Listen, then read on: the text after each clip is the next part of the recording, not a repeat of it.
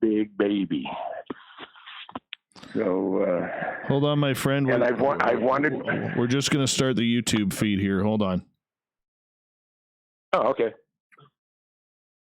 Hey, everybody. Welcome back to another edition of Spaced Out Radio on our YouTube channel tonight. I am Dave Scott. I got the hair down, and I'm feeling pretty good after a great weekend of literally doing nothing. Nothing.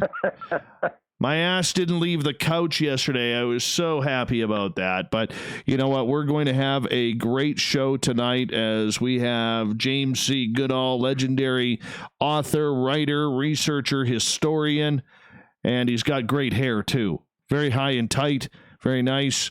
Looks good in a pair of Ray-Ban sunglasses. Tammy, how are you? Welcome to the chat room. Hey, James. We're just kind of goofing off here as we're about 5.5 minutes away from the launch of the radio side. So I'm pretty excited, man. I'm pretty excited to have you here, man. Well, me too. It's just I enjoyed meeting you in San Francisco, and you have a good head on your shoulders. I think you do good work, from what I can tell. Like I told you earlier today, I didn't realize that Thought of the Dave was you. Because I just look at it and I smile. I said, I like this guy. And I just kept on going. And then I think it was yesterday or the day before yesterday, I said, my name sounds real familiar up here. So I click on it. It was you. Oh, well, there we go. So I admired your hand. I admired what you did before I even knew who you were. Well, I appreciate that. I do appreciate that. Bartather, how are you? Renee, how are you? And, we're all getting a little bit sick and tired of being at home. I mean, but for us introverts, this is nothing new, my friend. This is nothing new. So, hey, I want to remind everybody, if you're not following us on Twitter yet, please do so. At Spaced Out Radio. You can also follow my personal account, which is at Dave Scott SOR. I'd greatly appreciate it. I want to hit like 10,000 by the end of the year on Twitter. I'm at 67, almost 6,800 people now, and I want to hit 10,000 by the end of the year. That is my goal on social media. And, when you get guys like the man, the myth, and the legend all rolled into one like James here, I mean, you're talking big, big cookies, man, big, big cookies that you got to step on up to the plate and fill on out. I can tell you that. Yeah, give me a big head. Well, we are approximately 3.5 minutes. Hey, Cable Guy Matt. Cable Guy Matt and I actually went out looking for Bigfoot the other day. And Cable Guy Matt's got this lifted Ford F-350, this Mongo truck. And the funny part about it is we couldn't even get into the forest because the snow is still thick. So thick on the roads, that the logging roads, that we couldn't get out there. So we're planning another Bigfoot expedition here very, very soon. Cable Guy Matt and I. Sounds like fun.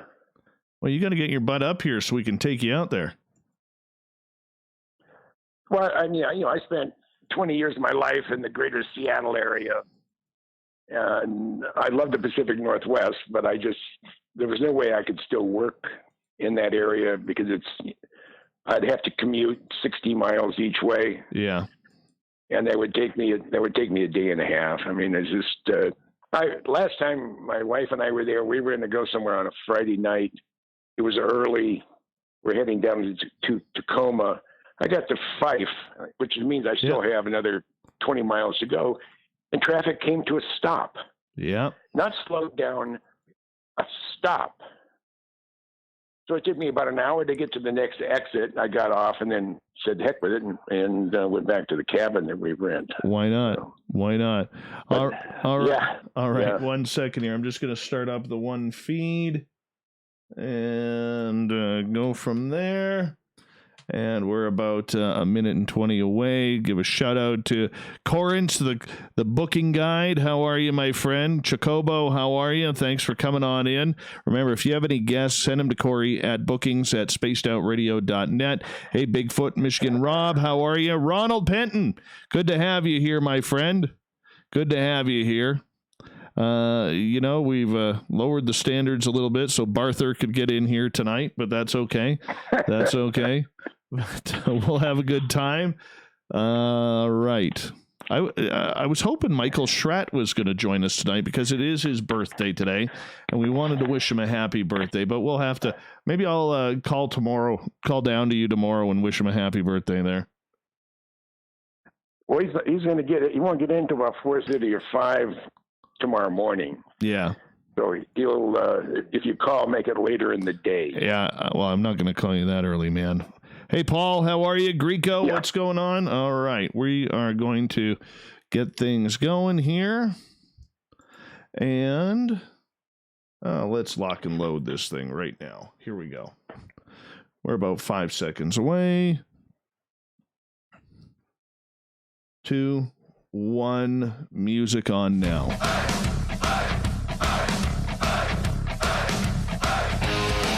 All right, we got the music playing. Remember, everybody in YouTube, a great way to support this show is giving us a thumbs up.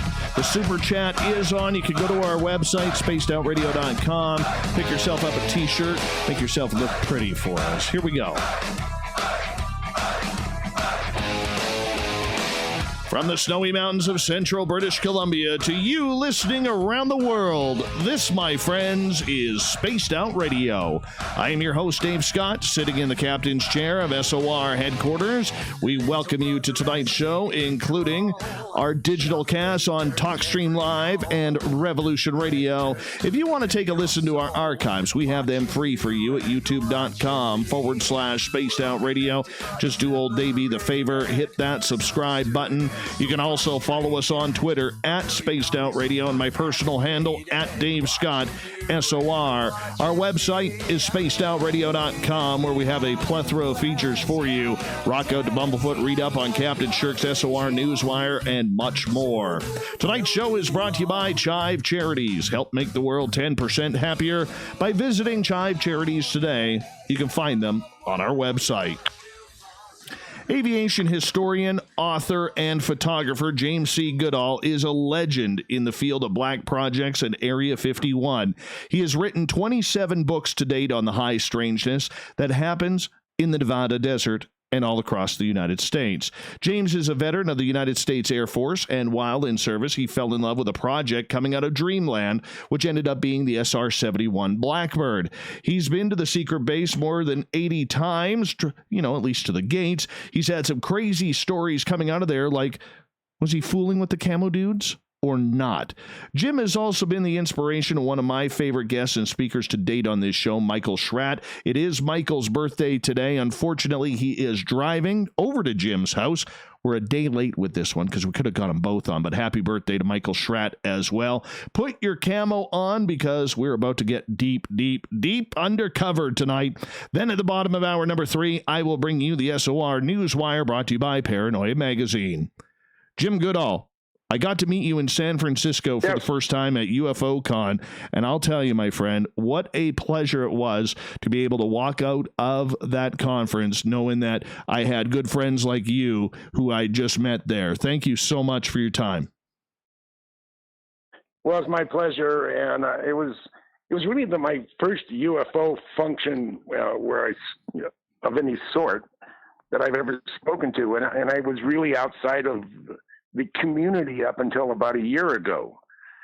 I was more or less, I was low observable for almost 10 years. I spent 4 years in Hawaii, and before that I was up in the Seattle area, but I didn't focus on my writing that much until I retired. And so the last 7 years I've been doing nothing but writing. But I'm delighted to be here. It was fun meeting you. When I first met you, I said, "Well, that guy's got a lot of hair."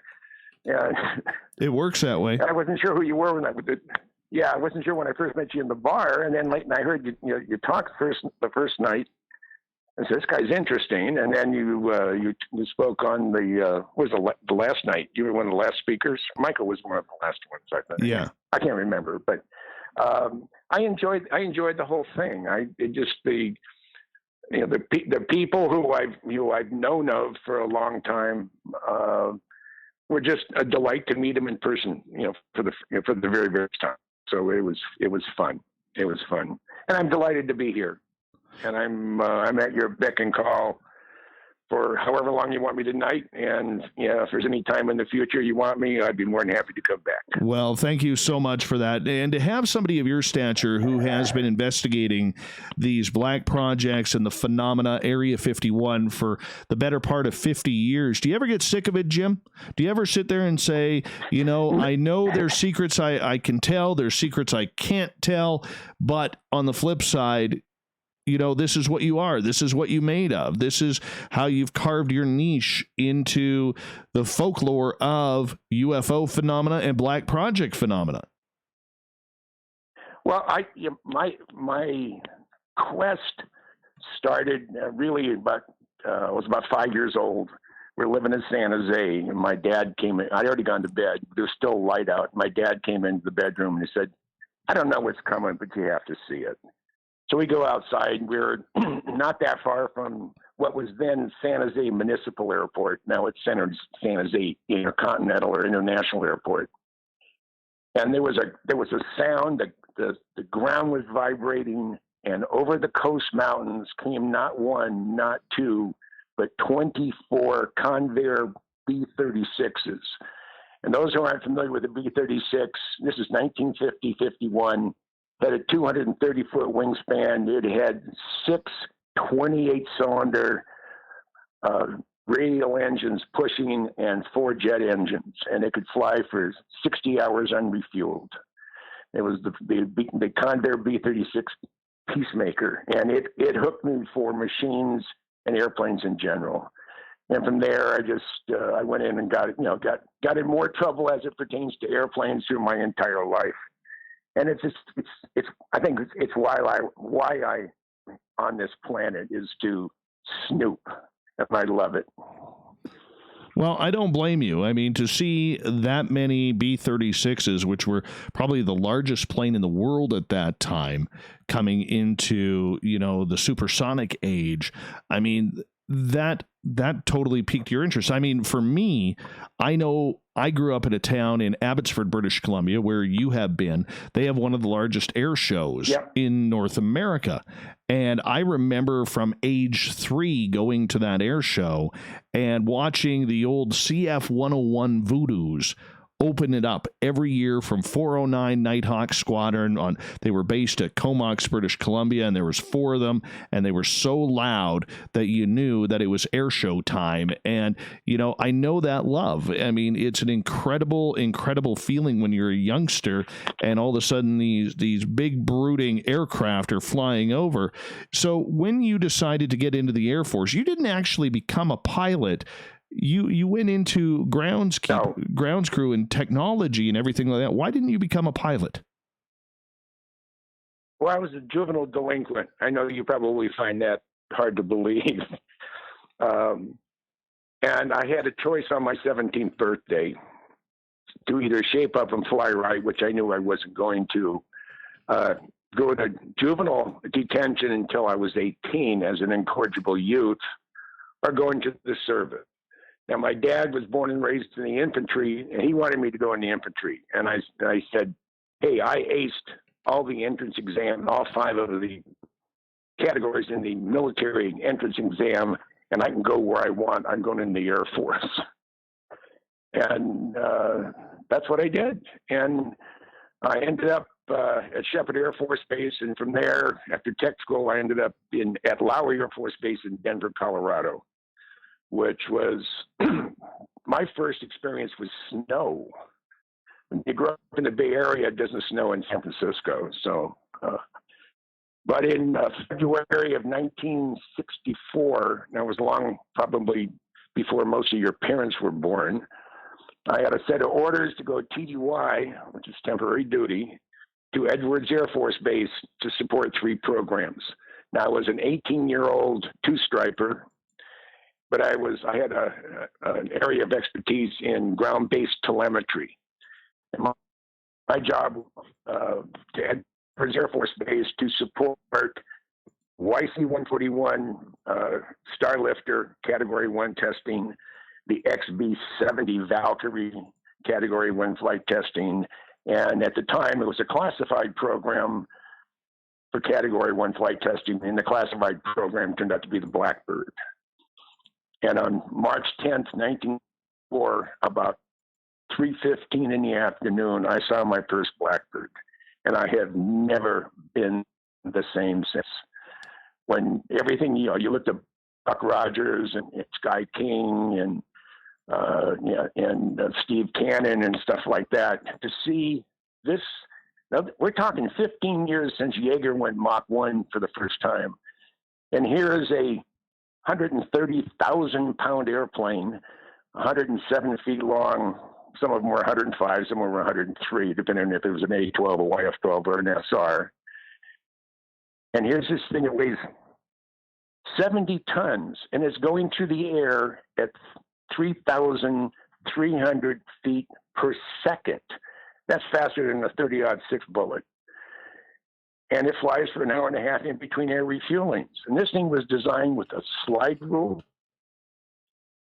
And it's still, even today, you look at a Blackbird, if you saw it for the very first time and you never ever heard of a Blackbird before, you would look at it and go, oh my God, what? And I was 18, and it changed my entire life. Absolutely. And from there, because of what I was doing at Edwards, I had to set up telemetry. And I don't know for sure, but I got on a F-30 or F-27, because they call them a Freedom ship. It's made by Fokker out of Germany. It's a high wing twin turboprop, maybe 25 to 30 passengers. We boarded one at Edwards and flew for about 90 minutes or more. The windows were blocked. You couldn't see out. And we landed still in the desert. I got out. They had buses parked on either side of the airplane, so all you could see is buses. And they said, don't look around, just go straight into the hangar. So I was in there, put my equipment in there. I had two other guys with me. We finished up about 5 hours later. We had our box lunches. We never had to leave the hangar. We were escorted back to the airplane, and we didn't have a chance to look around. Flew for another 90 to 100 minutes, landed at Edwards. I'm assuming, and based on what I know today, I was in Area 51 for 5 hours. Interesting. And that really began my quest to want to know everything about Area 51, to know everything about the Blackbird, things that go bump in the night. And as a natural follow-on, if you like things that go bump in the night, UFOs are the next logical step. Well, I have to ask you, because you're also in a little bit of historic company, as you were one of the first people, if not the first, to get an actual photograph of the F-117 stealth fighter. Correct. How did that happen? And there was no reason because the rest of the regular journalists, like the Brian Williams and whatever of ABC, CBS, the alphabet news organizations, they didn't want to get their floor shines dirty. I mean, I was on public lands when I photographed it, and the way I shot it, and this is really the beginning of a lot of things. One of my very, very dear friends is John Lear, and anybody in the UFO community knows John Lear, and he is a character. I've known him for 45 years, but I got into this is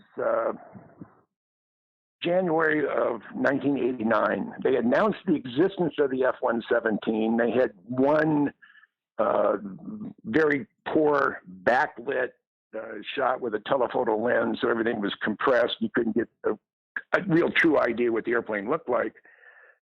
And that was announced in November of '88.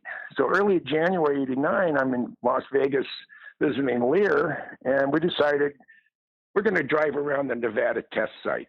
It's only 700 miles. It's a fun thing to do during the week. So we're heading up US 95 outside of Las Vegas on the way to Tonopah, and we're near Scotty's Junction, and an F-117 is about 1,500 feet off the ground, goes almost right over us. And we about lost the car. I mean, we slammed on the brakes and jumped out, and John looking at John, and John's looking at me. He said, "Holy shit, what was that?" I said, "That's the bird." So we make it into Tonopah. We have a bite to eat, and now we're heading east on US 6, and you go out of town about 14 or 15 miles, and there's a big sign, Tonopah Test Range. And they have a missile booster with a B-43 nuclear weapon on top. And now let's go down this road. So we go down the road. It's 18 miles off the main road. You come up to the main gate at Tonopah Test Range. So we decided we're going to just go along the BLM side of the fence. And we're over there, and we're just hoping to see something. And all of a sudden, here comes an F-1. We can see landing lights way to the north of us, so we know they're coming in on a long approach. And they were going to be about 2 miles to the west of us. So I'll still get a good side view of the airplane. And here comes this F-117 with a P-38, and I had print film. This is way before digital, because I wanted to be able to process it locally and quickly versus shooting Kodachrome. And all of a sudden it comes into view, and I have my camera out and I'm shooting away, and my whole body was surging. Now, only guys could understand this, I think. I don't know if women can or not. But it was like being an 11-year-old and seeing my first naked woman. My whole body was just surging. I mean, it was just surging. And as it turns out, out of the 36 exposures in my camera, there were only 3 that weren't blurred. But fortunately, they were a good side shot. They also got a bottom shot. So, I was excited to be on belief. Jump in the car with Lear, and we're heading back to Las Vegas. And on the way we got to Warm Springs, that's where the northern terminus of the the extraterrestrial highway heading towards Rachel. It's the Nevada 375. We turned down that. Okay, we're just clipping along. There's nobody out there, and we're doing 100 miles an hour. And we get into Rachel, and we grab a quick bite, and then we head off to Vegas. Get into Las Vegas about 9:15 at night. All of the photo mats, that's what you have to go to get your film processed. We're like your little kiosks where you can buy coffee today, the baristas. Yeah. Well, that used to be the same type of little shack where you drop your film off. But they were all closed. I wait till the next day, and I was getting real antsy. And John Lear said, "Well, I got a buddy of mine coming over about 9:30. I think you'll find him interesting. He's just moving here from Albuquerque. Seems like a fun guy. He's interviewing for a job out in the desert." I said, "Great." So about 9:30, I hear a knock on the door, and John goes, to the front door, opens up, and in comes this young guy, nice-looking guy, comes in, and Lear says to his friend, "This is Jim Goodall," and then John says, "Jim, this is Bob Lazar." And nice to meet him, smart, very, very interesting. He'd been at Sandia Labs in Albuquerque designing nuclear weapons. So I told him my dilemma about the film, and he said, "Well, I have a processing unit at home. It's a C41 processing unit for Kodacolor 100, which I was using, and I can print them as well." So fine, let's go. So we jump in the car, and we're heading out. John Lear lives near Sunrise Mountain, which is near Nellis. Lazar at the time lived off of West Charleston, way on the other side of town. So we're heading out there, and Bob looks at me. He said, you know, I feel sorry for Lear. I said, what do you mean you feel sorry for Lear? And Lazar says, he's from this incredibly world-famous aviation family. I mean, his dad brought Learjet to the marketplace, and the dumb son of a bitch believes in UFOs. How stupid is that? He said, I'm a nuclear physicist. If I can't prove it mathematically or put my hands on it, it doesn't exist. Now, this is the same Bob Lazar that a year later came out from the black saying that he had worked on reverse engineering propulsion systems for alien spacecraft. And we're Bob Lazar, you couldn't put a gun to his head to convince him that UFOs were real. At least not until he went to work on them. Well, we're going to get more into the whole Bob Lazar thing in a little bit here. Yeah. James C. Goodall is our guest tonight on Spaced Out Radio. We got about 3.5 minutes before we have to go to break at the bottom of the hour. You know, in everything that you have seen and everything that you have experienced throughout your life when it comes to aviation and aviation history, is there anything that you haven't seen that you've wanted to make an impact on your life prior to, you know, retiring or moving on? One thing I wanted to do, and the only reason it didn't happen, because I have a habit of stepping on toes and fingers.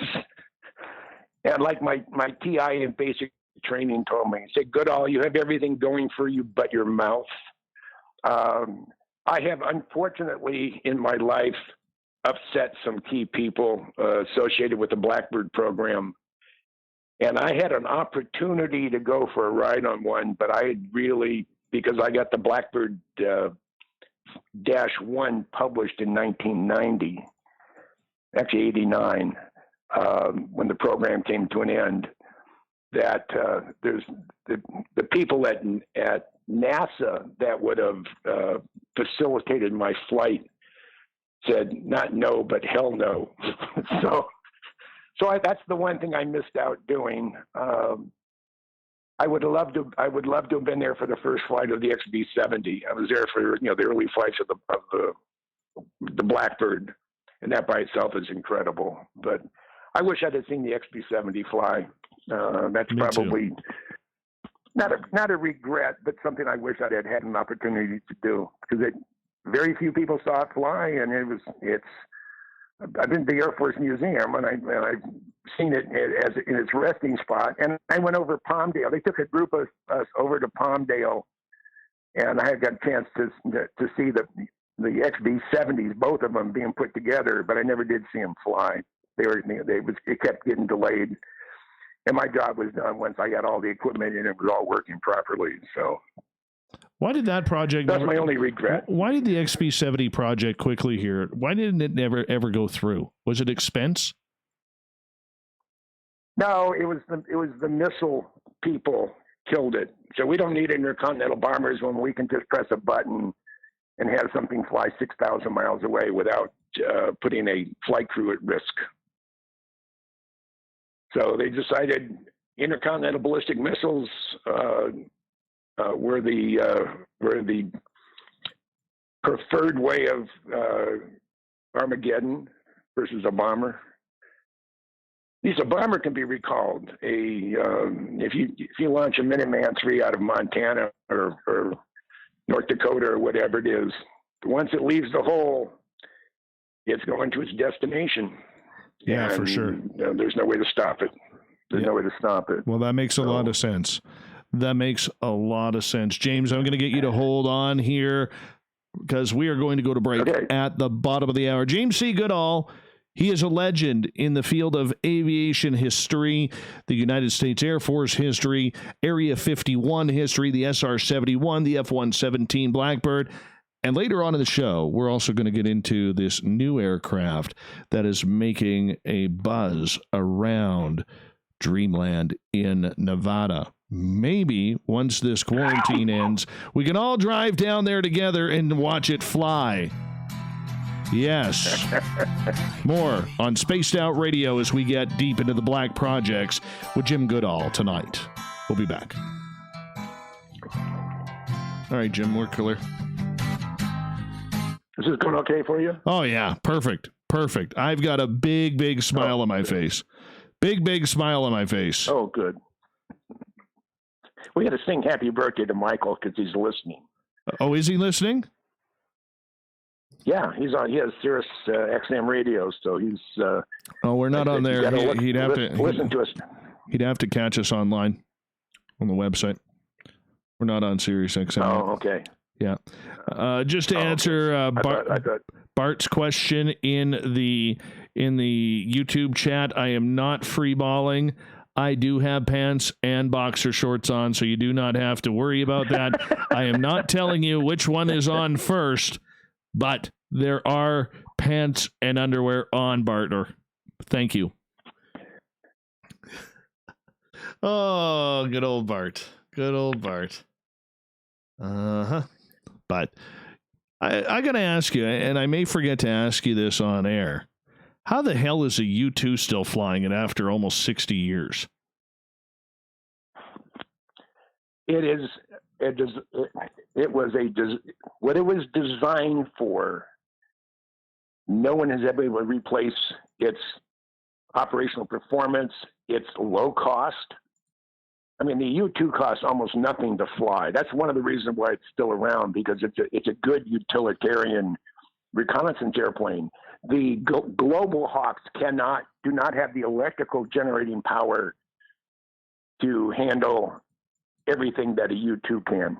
Right. You can put something on the senior span blister on top, on the super pods, in the nose, hanging on other external pods, and the twin, or the General Electric F1, I think it's the F108 engine, which is basically the same engine the B-2 uses, is very, very efficient.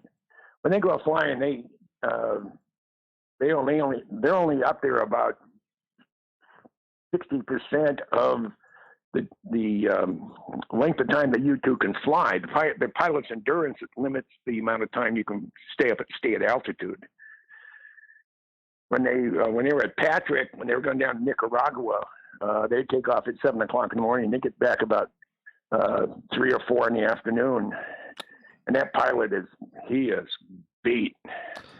Yeah, and because that can't be the most comfortable of cockpits either. Well, you're sitting in an ejection seat. You're sitting in it. You're in your own capsule, your ejection seat capsule. Basically, it's a David Clark suit, and it's good to about 120,000 feet if you had to bail out. And the thing about bailing out of one of those puppies, when you bail out, when you leave the airplane, it's 70 below zero. Yeah. Now, whether you're dealing with Fahrenheit or Celsius, it's still cold. But it's, I don't know. When I watched, I can't remember who the pilot was. I was down at Patrick, and this had to be 83. They were flying over Nicaragua, and when he got out of the airplane, he was bent over, and it took him about 10 minutes before he was fully straight and his legs were straight, and he's walking around. The first thing they handed him was a cold beer. Yeah. I bet. And it's got to be. It's a beautiful view up there. But he, like I say, it took off at 7 a.m., which means he was at PSD at probably 5:30, low residue breakfast, going pre-flight, pre-breathe. Then you get in the cockpit, check everything out, and take off. And 10 hours later, 8 hours later, they come back, and you really haven't.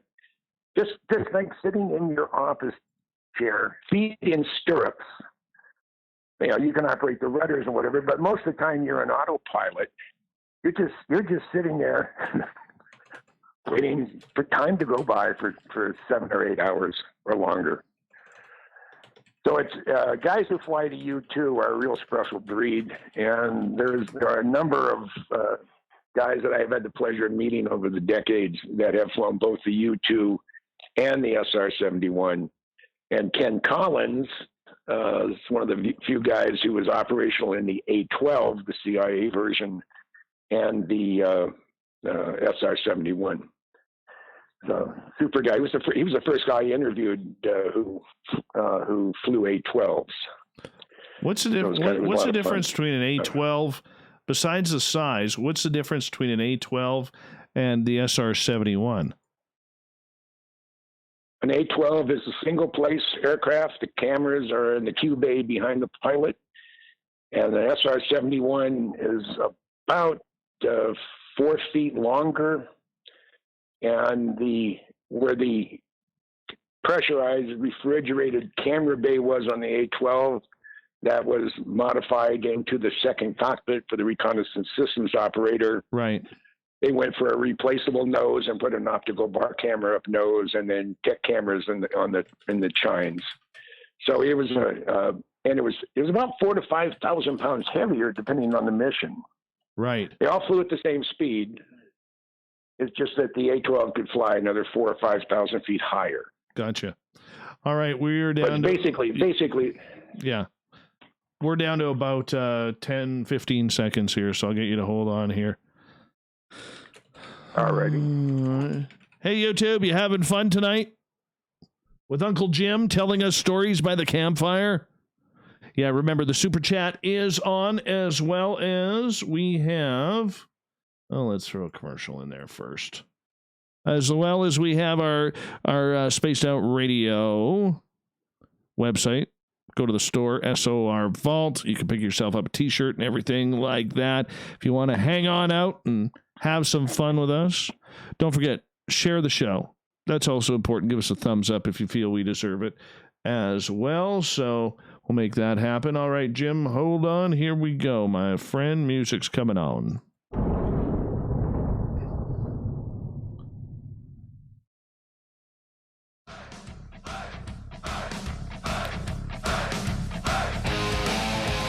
Welcome back to the second half hour of Spaced Out Radio tonight. I am your host, Dave Scott, sitting in the captain's chair of SOR headquarters with a beautiful moonlight shining into the studio tonight. Wow, it looks beautiful. Hey, it's not snowing here. It's not snowing. That is reason to cheer. If you live where I live on top of the mountains, I couldn't even go Bigfooting this weekend. My buddy, cable guy Matt, him and I were going to go out looking for Bigfoot. We start up the logging trail, the logging road that we wanted to go on. We got about, maybe 2.5 miles in, and snow. The snow was too thick to continue. We could not continue. So we had to turn around. We got to wait a couple weeks for it to melt. Typical Canadian, I know. All right. I want to remind all of you that if you've missed portions of this show or others, you can check out our free archives at youtube.com/Spaced Out Radio. Just do old Davey the favor, hit that subscribe button. Our website is spacedoutradio.com, where we have a plethora of features for you, including rocking out to Bumblefoot and reading up on Captain Shirk's SOR Newswire. Tonight we are talking with legendary author of Everything Black Project. We got Jim Goodall here. James has been published 27 times in regards to subjects like the SR71, the F-117, Black Projects, Area 51.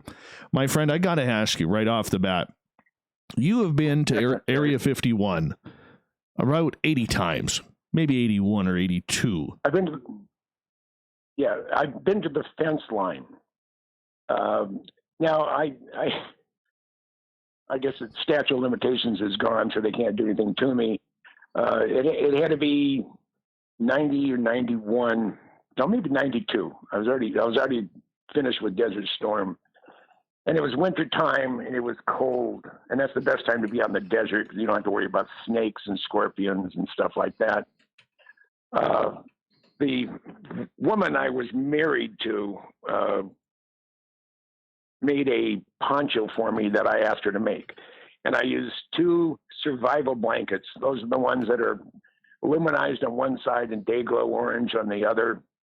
And I had her sew on a desert infrared suppressive fabric on the thing. And then she made a poncho.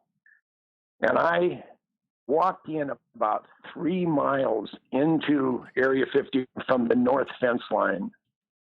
And there's about 10 or 15 little rises you have to go across. And I think I went over about 3 or 4 of them. I realized I still had another 7 or 8 to go. I probably lost 10 pounds of sweat at 30 degrees because I was waiting for that whoop, whoop, whoop, whoop to come by and then halt. But that didn't happen. I was a nervous wreck. And I finally wandered out. And the thing about the poncho, it would make me invisible to infrared seekers. In other words, if they were just going through with their infrared scanner, whether it be at night or even during the day, looking for a hot spot, a body, if I heard them coming, all I had to do was crouch down and pull everything in around me. And I blended right in with the surrounding area, and I had no infrared signature. But trust me, when I got back to my car, I was absolutely, it was actually a truck. I was absolutely sopping wet. I had sweated. I sweated about, it had to be at least a quart of sweat out of me in that 3 miles that I walked in 30-degree weather. But I didn't want to get shot. So that's. But other than that, I have. I make it a point not to try to break the law, because they can make life very, very unhealthy for you. When the second time that I was with John Lear, we went out in the desert. This was after the F-117 incident. And we decided we were going to go down the back road to Area 51. That is the one as you come over Hancock Summit into Typical Valley, where the black mailbox is. And it's due east of the Groom Dry Lake. John and I were in I have a rental. I had a Cadillac Seville, one of the newer versions. And we're doing about 70 miles an hour on this dirt road. And this A7 Corsair 2 flew over us probably 400 miles an hour, about 50 feet off the deck. And we blew us off the road. We jump out. Of course, we're waiting for the dust to clear. And the A7 actually disappears from view because it's sort of a domed valley. And we were on the one side of the dome, and this A7 continued over and literally disappeared. And then he went straight up in a corkscrew up to probably about 10,000 feet and headed right into Area 51. So that was kind of thrilling, but we kept driving. We went past the sign saying restricted area, use of deadly force authorized, no cameras and whatever. And we come up to the guard shack, and we're about 3/4 of a mile, half a mile into Area 51 proper. And we come up to this guard shack, 20 by 20 foot building, nothing special about it, but we could see the entire base from there. I mean, it was right there. And we get out, and guard comes out, and he's not sporting his weapon. He just comes out, and he said, "Can I help you guys?" And he said, "No, it's just, we're bird watchers. We saw this road, just wanted to go down and see where it went." They said, "Well, this is as far as it went." And then about the same time, another guard's coming out of the guard shack. Now, this guy had no neck. He was a reject from the NFL because he was too big, and he's putting his 30-round clip into his M16. So it was a good guy, bad guy cop, I guess. And Lear, and those of you who have never had a chance to spend any time with John Lear, he's a character. So he asked the young guy, the blonde-haired guy that wasn't grotesquely muscled, I said, "Mind if I just take a picture of your guard shack?" And the big guy says, "Yes, we mind. And if you do, you're going to be interviewed by some very, very unfriendly people." And so I looked at John and said, "Time to go." And we jumped in and headed back out. Today, they would confiscate your car. They would tow it to Pinoche, which is 100 miles away. And it'll probably cost you $25,000 with fines and recovering the rental car, or maybe it was your own car. I'm sure they towed it. If they towed it 100 miles, they probably weren't very gentle with it either. And then you got to find a way to get to Pinoche, which is in the middle of nowhere. So you got to get a friend to drive you there to pick up your car, pay the fine for storage, and then drive it back.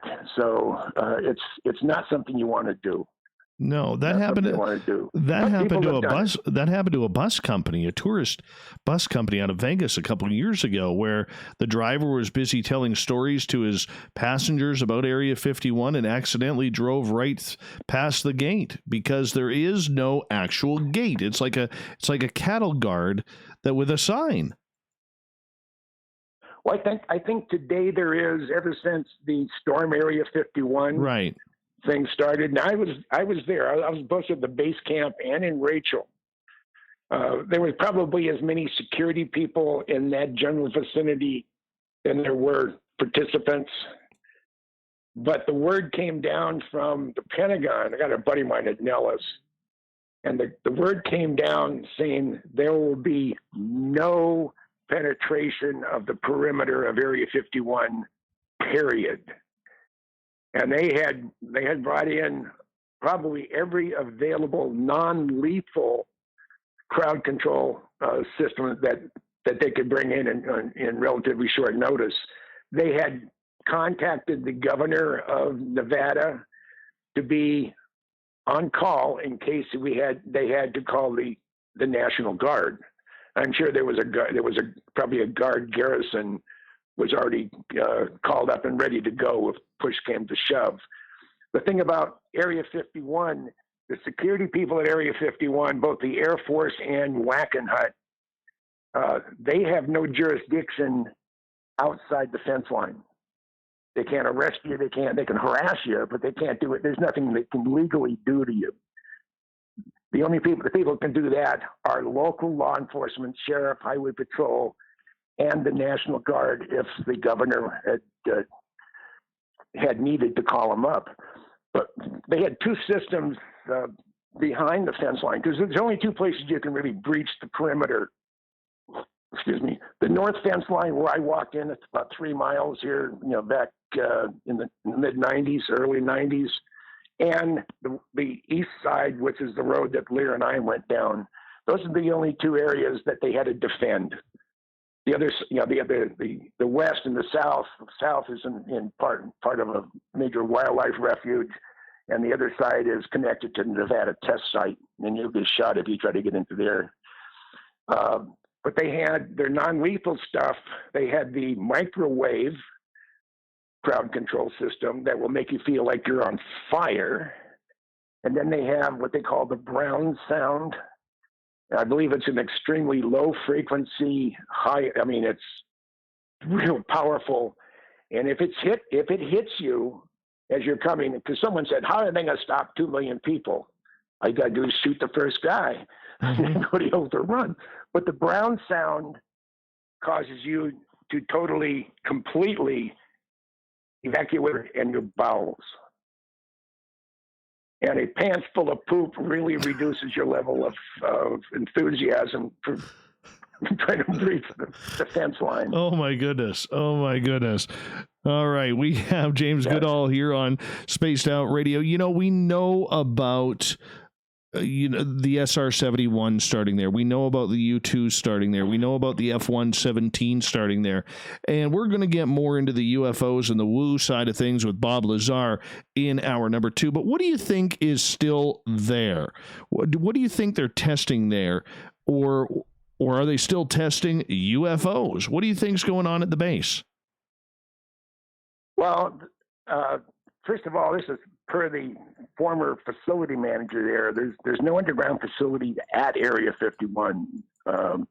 What I know they're testing there now, they're testing special purpose UAVs, and they're probably I've been told that they're flight testing either the technology demonstrator or a pre-production version of the Northrop Grumman B-21 Raider, which is a replacement. It's a Batmobile like the B-2.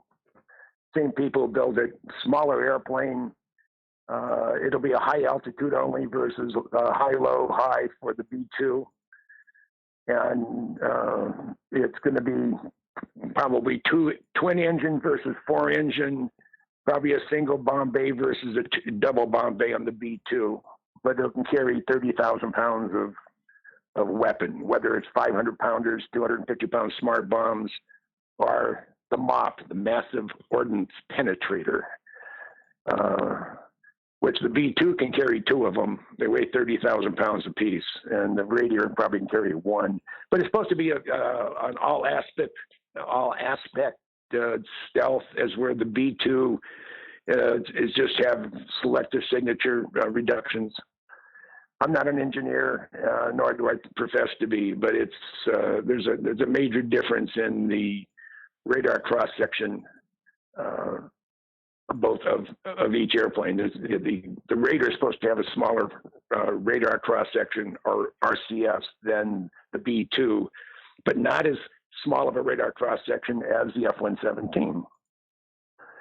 Right. Yes, the F-117 is just an incredible airplane, and Ben Rich, who was in charge of the Skunk Works at the time it was built, he said he's more proud of the F-117 and the capabilities that he couldn't talk about even today. Well, he's gone now, but he wanted to talk about how well the airplane flew.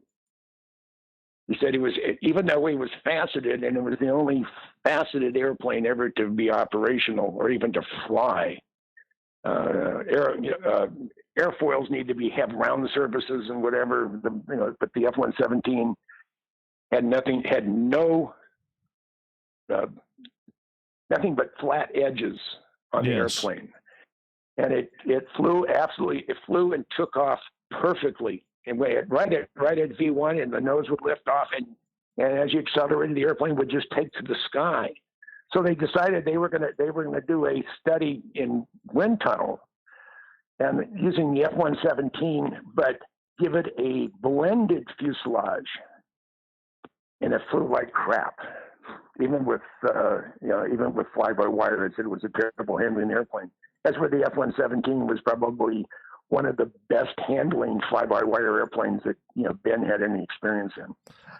I'm going to ask you. Quite an airplane. I got to ask you about that though, because recently, over the last number of months, the F-117 retired in 2008.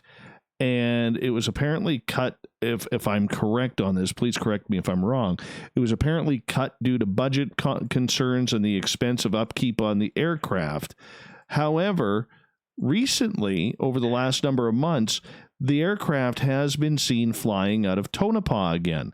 So if the aircraft is technically retired from service, why would they be flying it again? Or what kind of secrets do you think they're trying to cover up by flying that aircraft? Well, the F-117s that were stored at Tonopah are what they call Class 1000 storage, which means they should be able to be reactivated and go operational, which within a specific time frame, whether it's 3 months or 6 months or whatever. It depends on the airplane.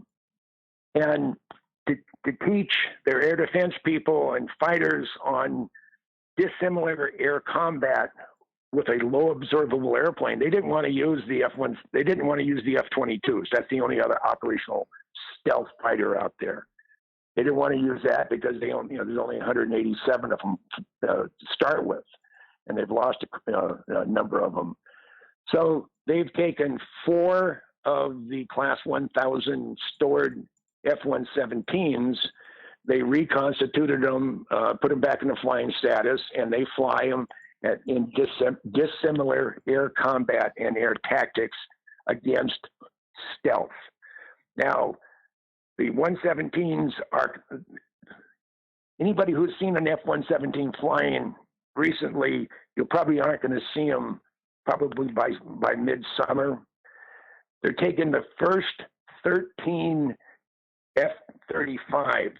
They're full-scale development aircraft, and they really can't be back modified effectively. But they're still low observables. They're gonna use the F-35s as their dissimilar air combat stealth aircraft versus the F-117. So you'll probably see some F-35s in Nellis painted up in Russian markings or Syrian markings or whatever, just to give the other guys who are going after a bogey that's a little observable, something to, a visual clue. So they're going to use the F-117s until the F-35, the early model F-35s come into service. The Air Force has already announced that publicly. I heard this about 3 years ago, and they announced it about a year ago.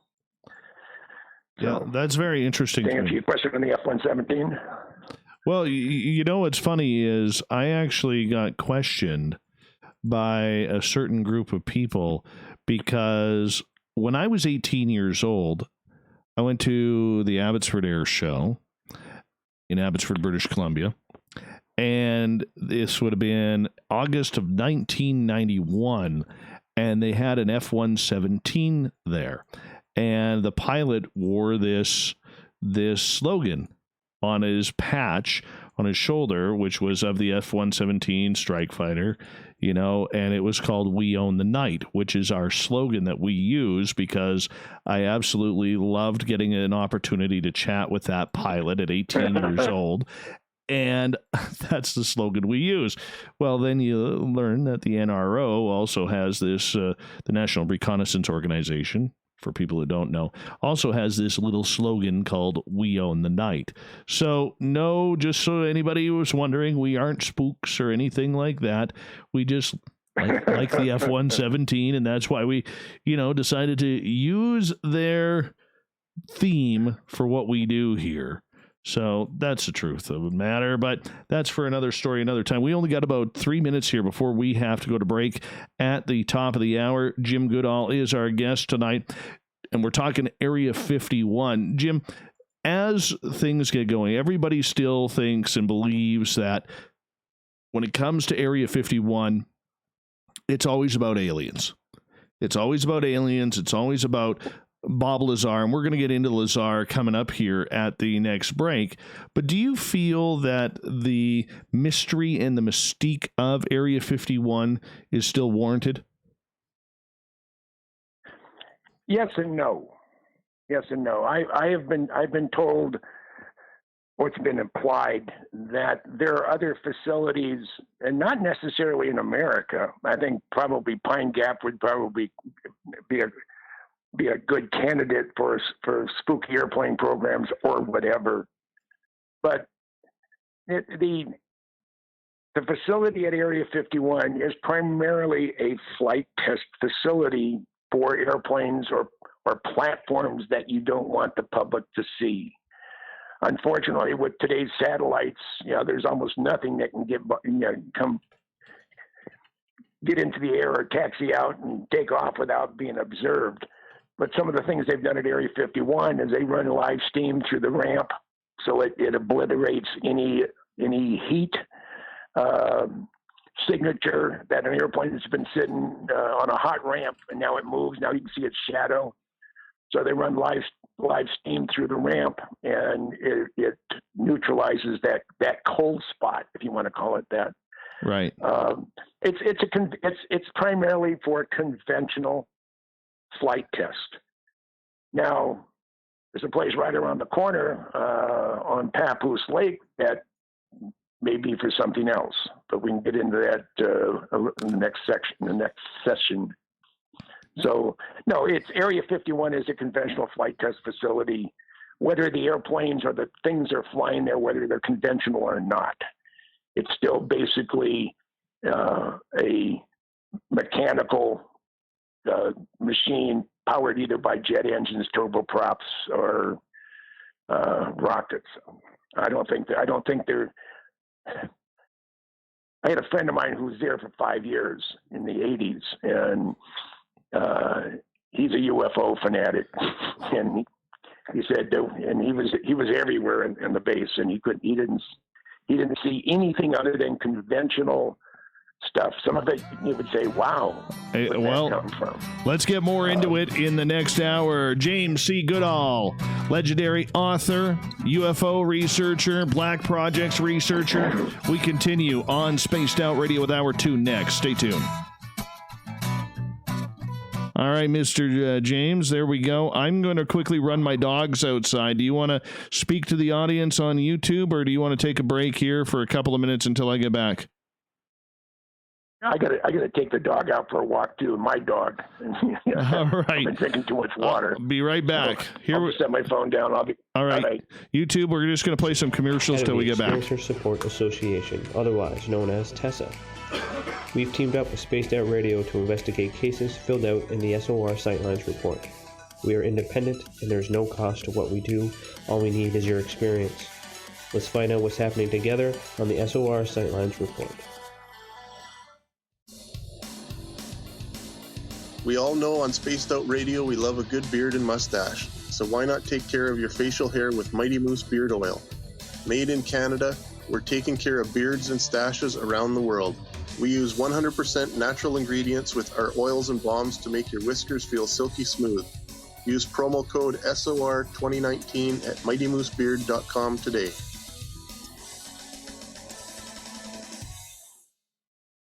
Visit purpleplates.com today. For over 40 years, the Purple Energy Plates have been delivering amazing results for their many customers.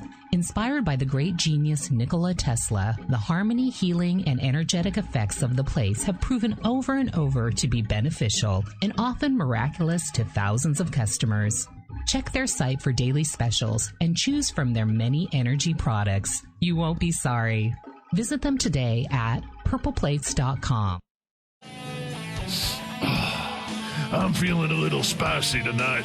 What to do? Why not get Bumblefuck? 4 million Scoville units of pure hard rock. Bumblefoot hot sauces come in 3 flavors. The burning Bumble. Tone it down a bit with Bumblicious and throw the sauce on everything. Spicing up. Bumble me, baby. Bumblefoot hot sauce. Get it today at kajans.com. The SOR Vault is open for business, and do we have some cool swag for you to pick up? All you have to do is head over to our website and click on the SOR Vault.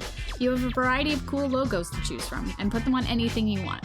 T-shirts, hoodies, hats, coffee mugs, you name it, we can get it to you. So do your shopping by supporting the store you love. Get your Spaced Out Radio swag at the SOR Vault today.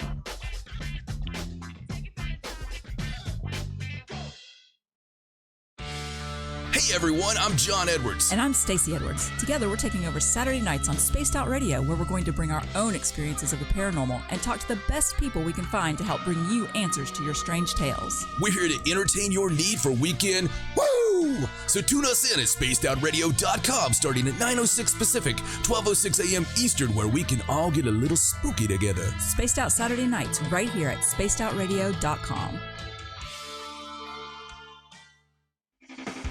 The party is always on at the Moose Vancouver. The Moose Vancouver is where you want to be when visiting Canada's West Coast. Open until 2 a.m. nightly, the Moose cranks up the rock while serving some of the best rated food in the city. The menu starts at $6.95. Why party anywhere else in Vancouver when the Moose is right there? Get your horns up and rock with the Moose, the official party bar of Spaced Out Radio.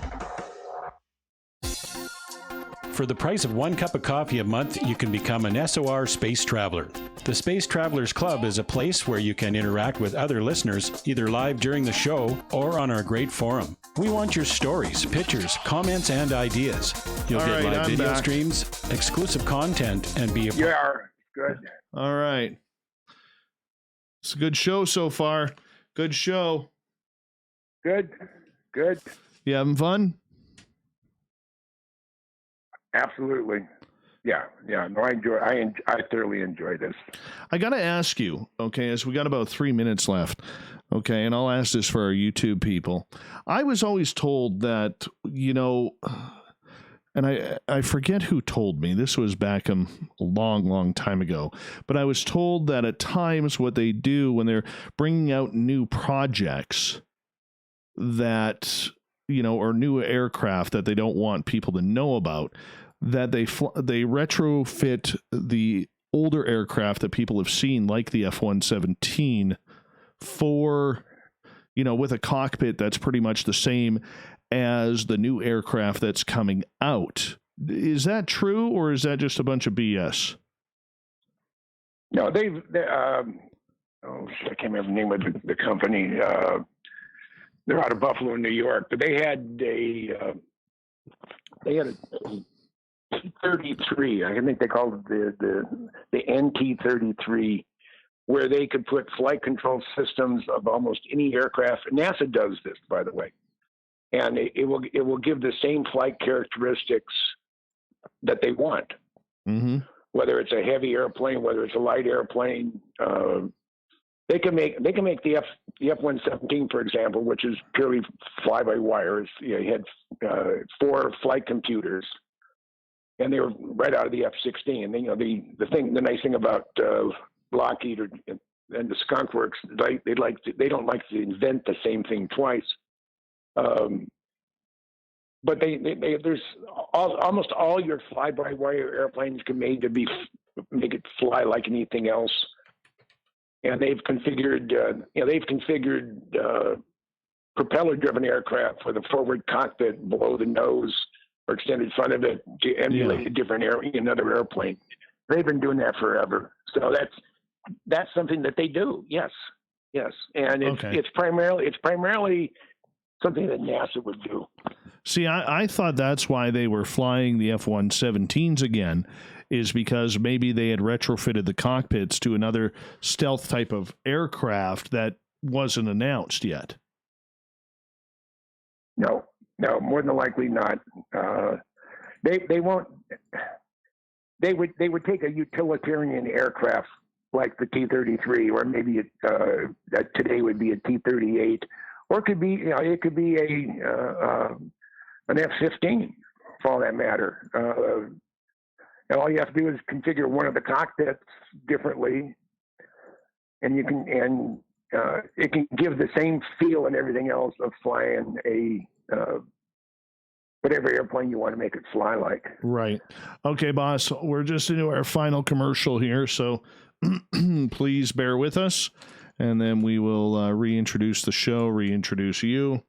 And then we are off and running. We want to remind everybody on YouTube, thank you so much. Give us a thumbs up if you are enjoying tonight's program. Don't forget to hit the subscribe button. We got the super chat open, and you can get all your SOR swag at spacedoutradio.com. Here we go with hour 2. Music is on, boss. Listening to Spaced Out Radio with Dave Scott. Follow Dave on Twitter at Spaced Out Radio. And on Facebook, Spaced Out Radio Show. Hour number 2 is underway tonight on Spaced Out Radio. I am your host, Dave Scott. Thank you so much for being with us. We welcome back everyone listening in on our terrestrial affiliates around the continent. On the digital side, you can find us on TalkStream Live 24/7 and Revolution Radio. Remember, you can check out all of our archives for free by going to youtube.com/Spaced Out Radio. Just do old Davey the favor, hit that subscribe button. The Desert Clam has set the password for tonight in the SOR Space Travelers Club. Annuint. Annuint is your password. Use it wisely, space travelers, as the Clam sets a password each and every night right here on Spaced Out Radio. Our website is spacedoutradio.com. We got a plethora of features for you, including rocking out to Bumblefoot and keeping up to date on Captain Shirk's SOR Newswire. And if you haven't already, don't forget to follow us on Twitter at Spaced Out Radio and my personal account at Dave Scott SOR. Tonight we are talking with Jim Goodall. James has been following the Black Projects for the better part of 50 years, especially out of Area 51. And a number of years ago, going back about 31 years ago now, he met a gentleman named Bob Lazar through John Lear down in Las Vegas. Jim, welcome back to the show. Glad to be here. What was it like meeting Bob Lazar? Well, he's a really nice guy, and you can tell almost immediately he's smart and very unassuming. But the thing that got I know Bob Lazar from a different perspective of most everybody else out there, because I met him before he went to work out in the desert, and before he went to work out there, you couldn't put a gun to his head to convince him that UFOs were real. He's told me himself. He said the biggest mistake I ever made in my life was going public with this. Even though he wanted to protect himself. He's had a gun put to his head. They called him out to Indian Springs, which is now Creech Air Force Base, which is up US 95 outside of Las Vegas. And they threatened his life. They threatened his wife's life. His wife passed away or died or some. I can't remember all the exact circumstances. I thought I did, but I was told that I was wrong. But he just felt that he needed to protect himself, and that's why he went public. He went with George Knapp, and for the first couple of times that he was on the air on KLAS, Channel 8 out of Las Vegas, he was just a silhouetted head. They altered his voice, and there's a lot of people out there say, "Oh, Bob Lazar is a fraud. Bob Lazar doesn't know what the hell he's talking about. Bob Lazar is a plant or whatever." And I have to say, no, I know the guy. I believe him 100%. He is what he said he is.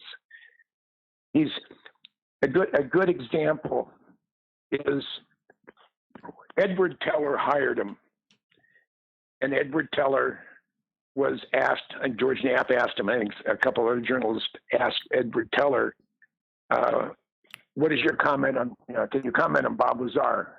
And he said, no comment. And people say, well, then Bob Lazar must be a flake in not, he wasn't hired by Edward Teller. That is wrong. If Bob Lazar was the charlatan, the pretender that people say he is, then all Teller had to say is, he's a fraud. I've never heard of him. I've never seen him. I don't know who this guy is. But if you deal in a classified environment, you can neither confirm nor deny the existence of a person working on a program, or even admit that you even know the person. You can neither commit nor deny the existence of Bob Lazar. And Edward Teller would have told the world, Bob's a flake. I've never met him. I don't know where he got the story at, but I never hired him. He never did that. When George Knapp went to Albuquerque, that's where Sandia Labs is located, he went to their public access part of the library, the Sandia Library. And he went and got the phone book of the time Bob Lazar said he was there. And he pulls and you can't totally eliminate people, but George got this phone book, opens it up. There's Robert Lazar in the room he said he worked in the phone number that he said he had, and the two other people that worked in his lab were also assigned to the same room, the same phone number. So that was sort of a huzzah. And Bob has a lot of fun hobbies. He is a master fireworks maker, commercial grade fireworks. He had a thing called Desert Blast for 13 years, and finally the powers that be, and post 9/11, it was just it wasn't proper anymore to go down that road, so he quit it. But he's just so well known, and he has. One of his hobbies is he races a jet car, or he used to race a jet car. He had a Lamborghini Countach body on it, and he would do 300 miles an hour in a quarter mile. And Lazar had told George Knapp, had told George that he was written up in the local Albuquerque newspaper. So when George is down there going to the Sandia Labs, his next stop was at the local newspaper. He pulls up the article on Professor Bob Lazar. Works at Sandia, working on developing stuff for the military. What he does to relax on weekends, he goes 300 miles an hour in his jet car. Now, Bob Lazar was a fraud. Why was he written up in the Albuquerque paper? Okay, those are a couple of things right there that validate who Bob is. So let's fast forward to Desert Storm. I'm activated. I was in the Air Guard. I had active duty, 5 years active duty, a 10-year break, and then 21 years as a traditional weekender with the Minnesota Air Guard. And I was activated for Desert Shield and Desert Storm. And I had Bob Lazar's W-2 from when he worked out at S4. It didn't say S4. It was Department of Navy something. And I couldn't find that name anywhere in the Pentagon directory. So I went into, it wasn't NCIS, but it was Naval Investigations. Maybe it was Investigative Services. I'm not sure. But I walked in. I'm in uniform at the time. I was a tech sergeant. I walk into the office. I had some downtime, and there's a young Lieutenant JG sitting behind the desk. And I said, "Sir, can you tell me where this location is?" And I handed him Bob's W-2. And he looks at it for a second. He gets up. He goes into the 2 stars office. He's in there for 35, 45 seconds. Comes out and he says, "The Admiral will see you." Now, I came in that office unannounced. No 2-star Navy Admiral is going to talk to an enlisted puke from the Air Force unless it's something really serious. So I go into the office. I give him a sharp salute. And he says, "Parade rest." And I go to parade rest, and he's holding Lazar's W-2 in his right hand. And he says, "Sergeant, I don't know where you got this, but if I ever see your face cross the threshold of my office again, you'll be the most sorry son of a bitch in the United States Air Force. Do you understand me, Sergeant?" I said, "Yes, sir." And with that, he puts Bob's W-2 into shredder. And he looked at me. I mean, this was a nasty look. He looked at me and says, "You're dismissed." So I did an about, saluted him, did an about face, and left. If Bob was a fraud, the Admiral would have not gone ballistic like that.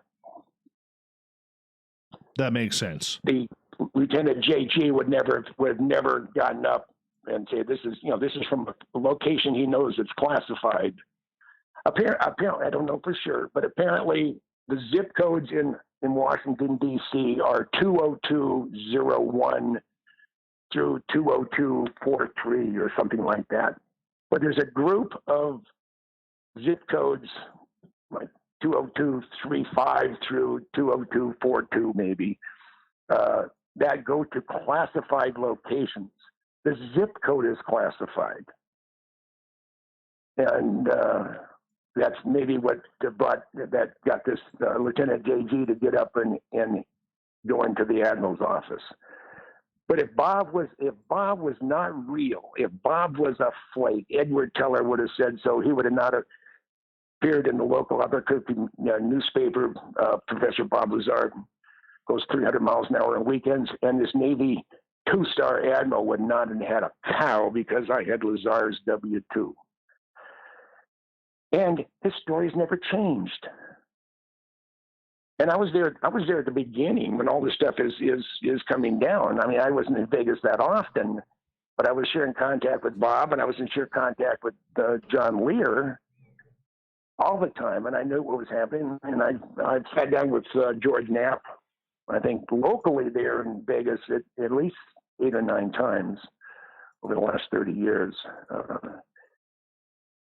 And I have no reason to believe that he's not who he says he is. And the other thing, and sort of step back, I had a very, I call him a dear friend. I was probably a nice associate and a good break from his normal routine. But Ben Rich, who at the time was the president of Lockheed Skunk Works, we had almost a pen pal type relationship. I talked to him once every 3 months for 25 years. He'd either call me or I would call him. And just before he died, I think it was in '96. He was at USC Medical Center. He had stage 4 esophageal cancer, and I guess it's very painful and you can't eat. And he was a very slight man to begin with. And we're talking, and we were talking about our mutual friend John Andrews, who Ben loved. He just loved the way John's mind worked. And he said, Jim, we have things out in the desert, and he wasn't referring to Area 51. He said, Jim, we have things out in the desert that's 50 years beyond what you can comprehend. Not what you think you can build in 50 years, but what you can comprehend. And if you've seen movies like Star Trek and Star Wars, we've been there, done that, or decided it wasn't worth the effort. That's scary to believe. Now that right there validates Bob Lazar. Do you buy the gentleman I know? But do you buy, apologize for cutting you off there.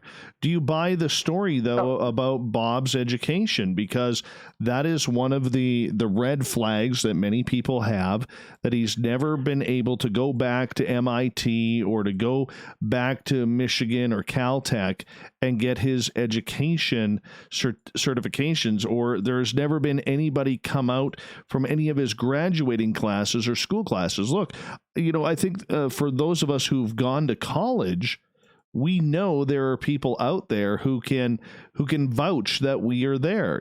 I've had people who have questioned whether or not I'm a journalist, for instance. Okay, but I've brought people on the air that I've worked with before. Well, I mean, there's people who went to Columbia University at the same time that President Obama was there, and no one can remember seeing him. So either you're a Walter Mitty and you don't stand up. I mean, I went to the University of Minnesota and University of Washington. I bet there isn't a person on this planet that can remember me in a classroom. Or, I mean, I'm sure the teachers, the instructors and the professors probably wouldn't remember me anyway, unless I became very vocal in the class. But Bob, it was confirmed that he did research at Caltech. That has been confirmed. He couldn't do that. He couldn't get that job unless he had a degree in physics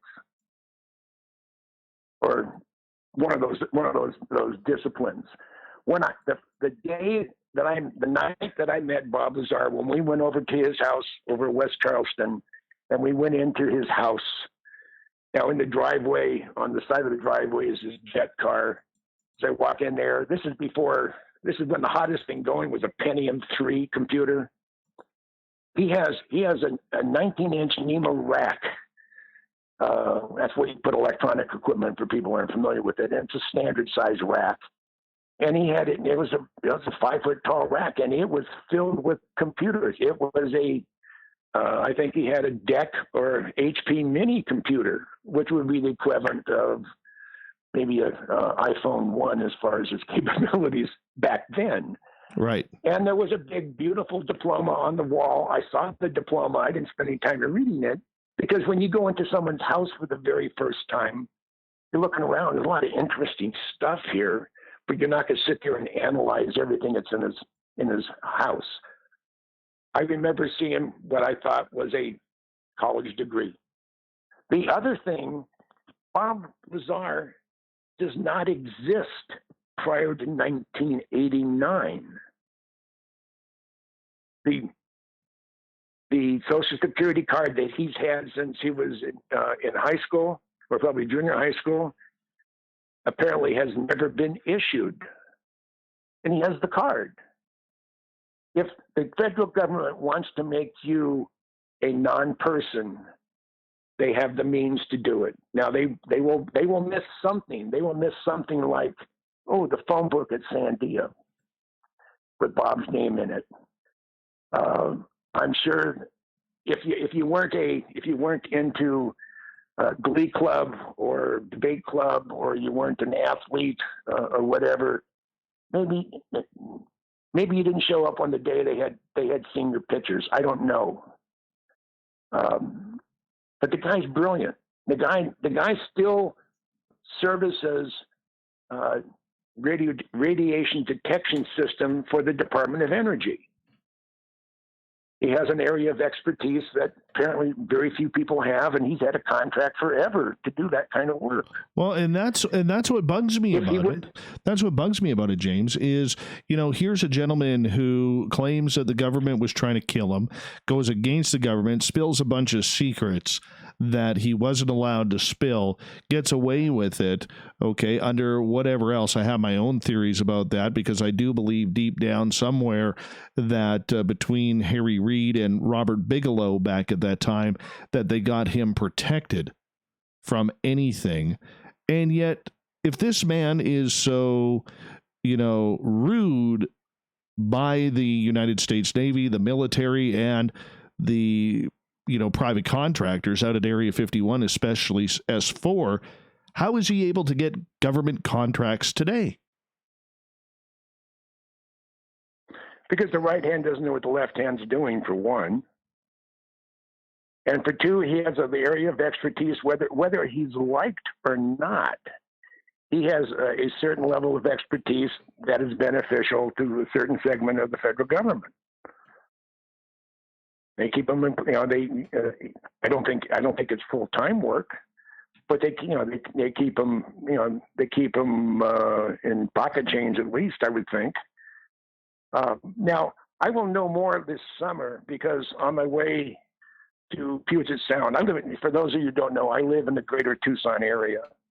And the month of August, the temperature is between 110 and 116.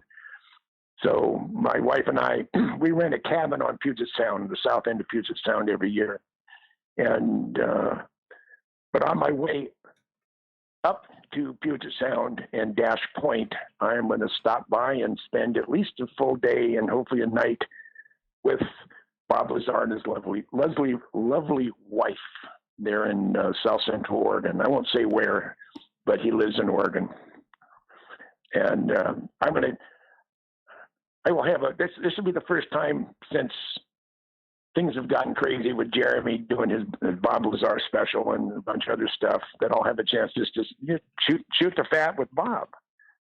And it should be fun. And then while I'm up there, assuming that we're not still on martial law or lockdown, I'm going to go up to Abbotsford.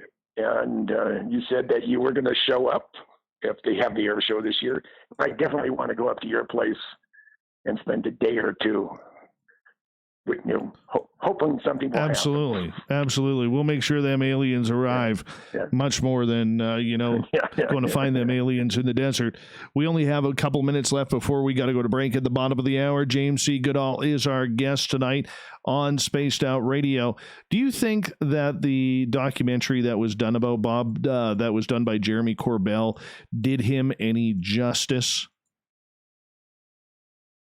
No, I mean, I've known Jeremy interviewed me for about 4 hours here, about 3 or 4 years ago, and nice guy. I mean, I'm happy for him. I'm happy for Bob. Did it do him any justice?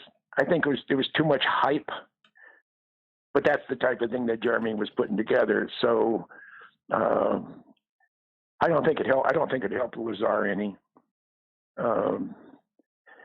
Because, like I say, some of it was a little bit cheesy. Some of it was, it was like when you go to a concert, you can't hardly hear the entertainer because they're blasting off fireworks and flashing lights and dancing girls and whatever. I think it was just too much background noise to really get in my opinion. Now, my opinion is everybody, it's like rear ends. Everybody has one. But Bob, I'm looking at it from a different perspective, because I know Bob, and Bob I consider, he's not a close friend, but he's a friend, and I think he's been. I think people who don't know what the hell they're talking about have said what they based an opinion that they're presenting as fact. about Bob Lazar as a charlatan. Bob Lazar is not who he says he is. As far as I'm concerned, Bob Lazar is who he is. And he has never changed. Back early on in the early part of his coming out party, if you want to call it that, they were production companies and other UFO related stuff from Europe and even from Australia. They were ready to pay him big bucks if he would just say, yeah, I also met the Greys. Yeah, James, I'm going to get you to hold on right there because we're going to go to break at the bottom of the hour. James Goodall, Area 51, Black Projects, Bob Lazar. Lots going on here on Spaced Out Radio. Stay tuned. There we go. That's a good one. Oh, good. I like Bob, and David Darlington did a book called The Dreamland Interceptors. Yeah, and I'm on chapter 5. It's about the elders, about Jim Goodall and John Andrews. And John Andrews passed away back in the 90s. He was one of my dearest friends. I put him at the same level as Michael Schratt, as far as he's just someone that you like. Someone who really does a thorough job of his research. I don't know.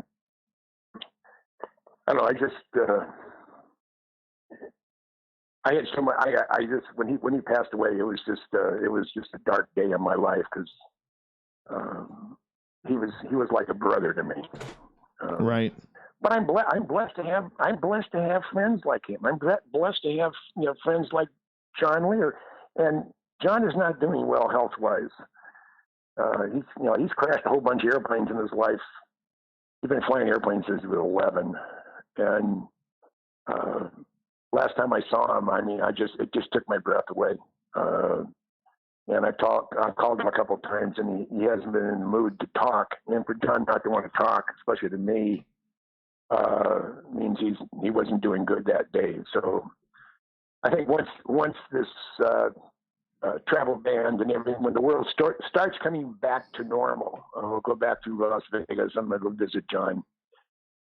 He doesn't have a lot left, a lot of time left in this world, I don't think, and he doesn't think so either. So it is what it is.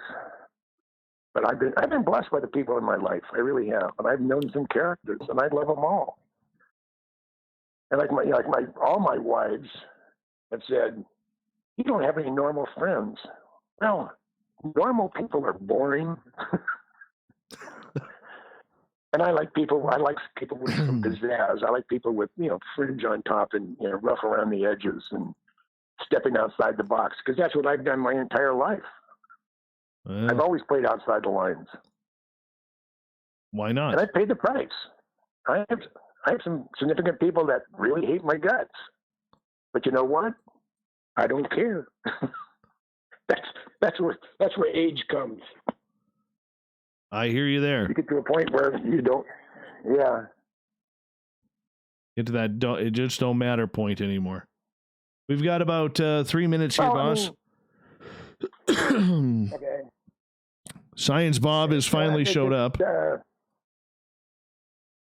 Who has? Bob McGuire, Science Bob. We call him around here. Oh, okay. Yeah, we had lunch with him in San Fran. Oh. Yeah. I still have the flyer. Let me just look here, because I'm terrible on names, but I'm really good with faces. And where the heck's he at? Was he one of the speakers? No, he was just hanging out. Watching all of us speak. Good dude. I will recognize him when I see him next. Yeah.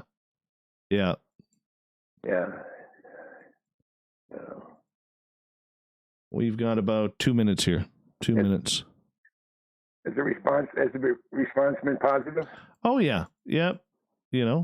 Absolutely. Absolutely. That wouldn't it have been? You know, people like you, Jim. Oh. They say, doggone it, we like this guy. Doggone it. No, I'm teasing a little. No, this is a fantastic show so far. Fantastic show. Oh, good. Yeah. No, there's a number of people within the Air Force who has, if they could put a bullet in my head, I think they would make their day. Boy, you just pissed off everybody. It is. Is there anybody you haven't pissed off yet? I'm still friends with my first wife, and I am. When I go back to Minnesota, I stay with her. Oh goodness! And when my wife and I go back to Minnesota, we stay with her. And when my ex-wife has been out here, she's my first wife. She stays with us. When Rosemary, the sweet woman I married to, when her ex-husband comes down to Tucson with his girlfriend, they stay with us. So, oh my goodness! I'm a really easygoing guy. Apparently so. Yeah, I have great relations. I have great, yeah. But there's an SR71 former wing commander that if he could run me over in the street or shoot me and get away with it, he would be a happy man. But I'll just leave it at that. All right, I'll get you to hold on here. Want to remind our YouTube crowd that guess what? We're having a good time tonight. If you don't mind, we'd appreciate one of them thumbs up things, because they actually apparently work. I don't know how, but apparently they do. And we'd appreciate one of those if you haven't already. Also, we got the super chat open, and a great way to support what we do is by doing a little shopping at the SOR Vault, our store on spacedoutradio.com. Pick yourself up some great t-shirts and swag today. Here we go with the second half of the show tonight. It's on page. Hold on there, Jim. Hold on, man. We're almost there. We're almost there. Okay. All right, music's returning. Music's on.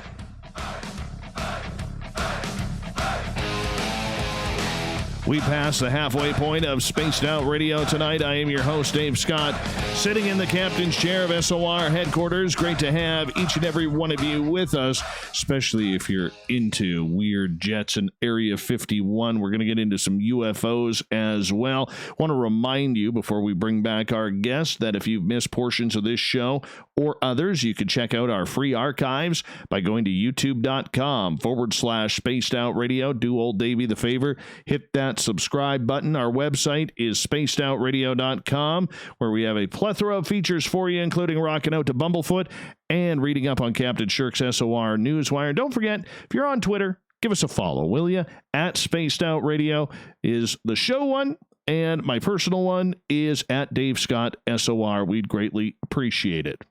We're talking with aviation historian James Goodall tonight. He's got 27 books out there. You can find them all on Amazon online, because this is the type of author, if you want to learn a little bit more about a lot of strange, weird things flying in the sky above, this is the guy who would know. James, welcome back.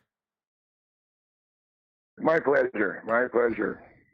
And, we were talking. Where do you want to start? Well, we were talking about Bob Lazar the last half hour. And, you said that Bob really did not believe in UFOs when you first met him.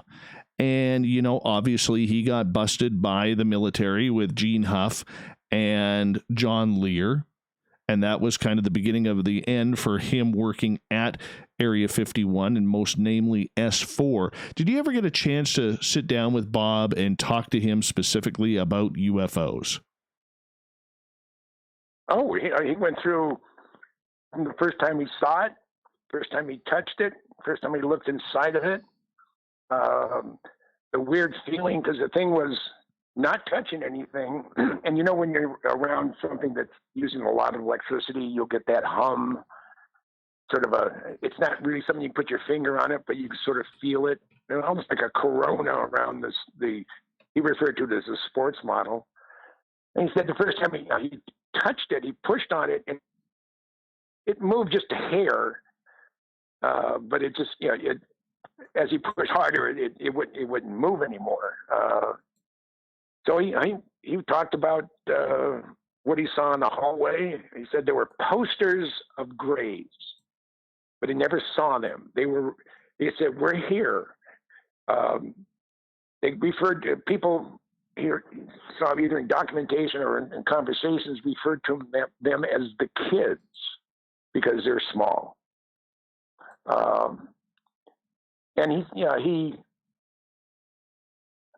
wasn't there all that long, but he did figure out how the spacecraft was moving, how it propelled itself through the universe.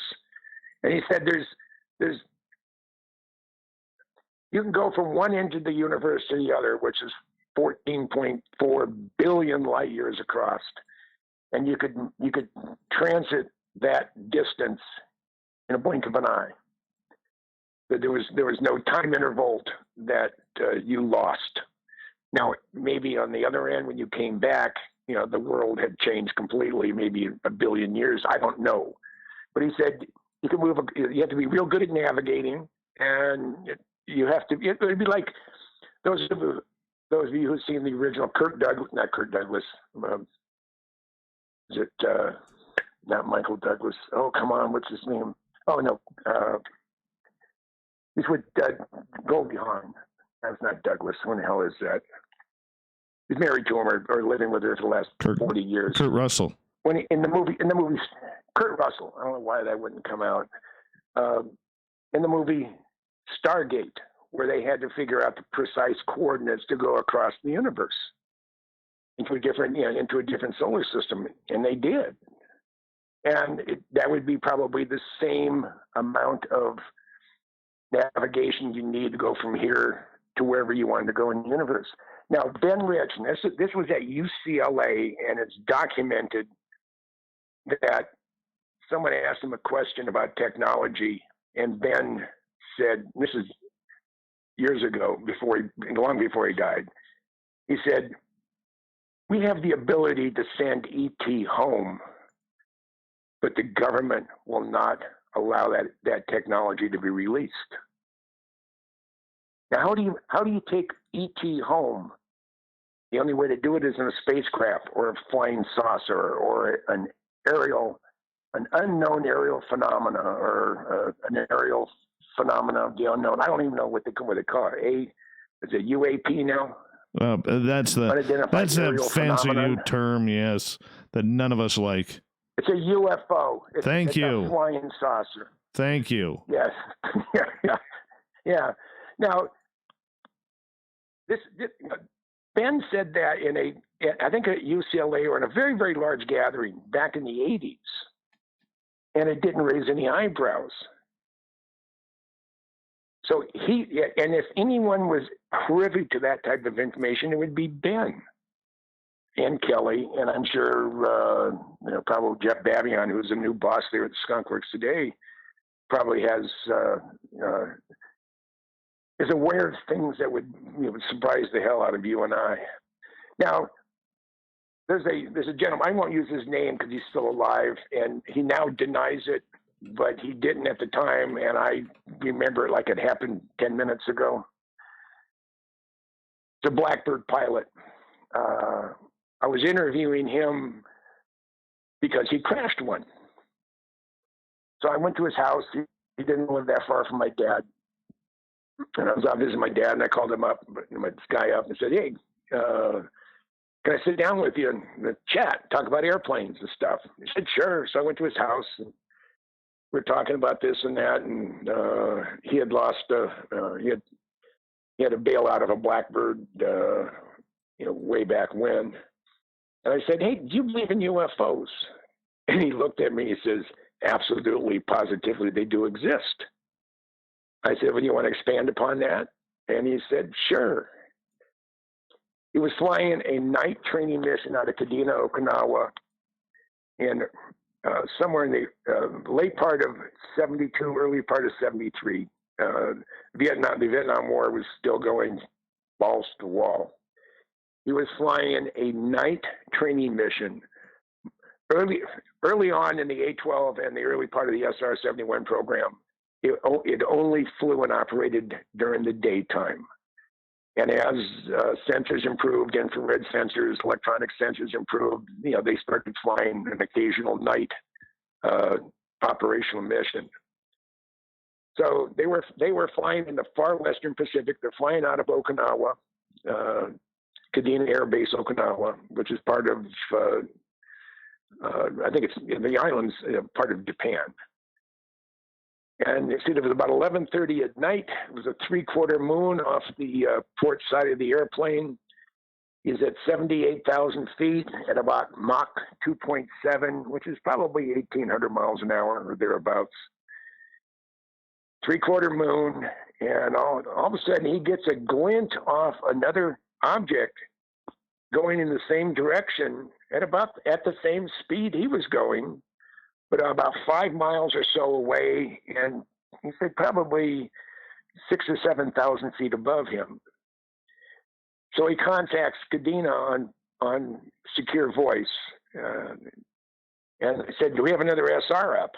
He said, "No, you're up there by yourself." I said, "No, I'm not. Look, go take a look."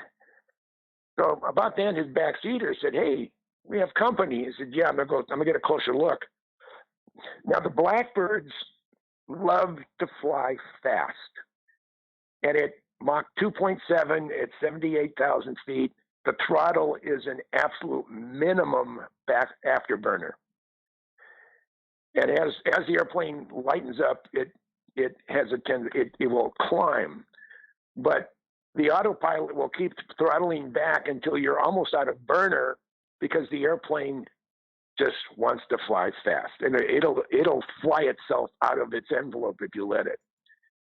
So he pushes the throttles forward. He starts gaining altitude, and he's about a 10-degree bank off to the starboard side.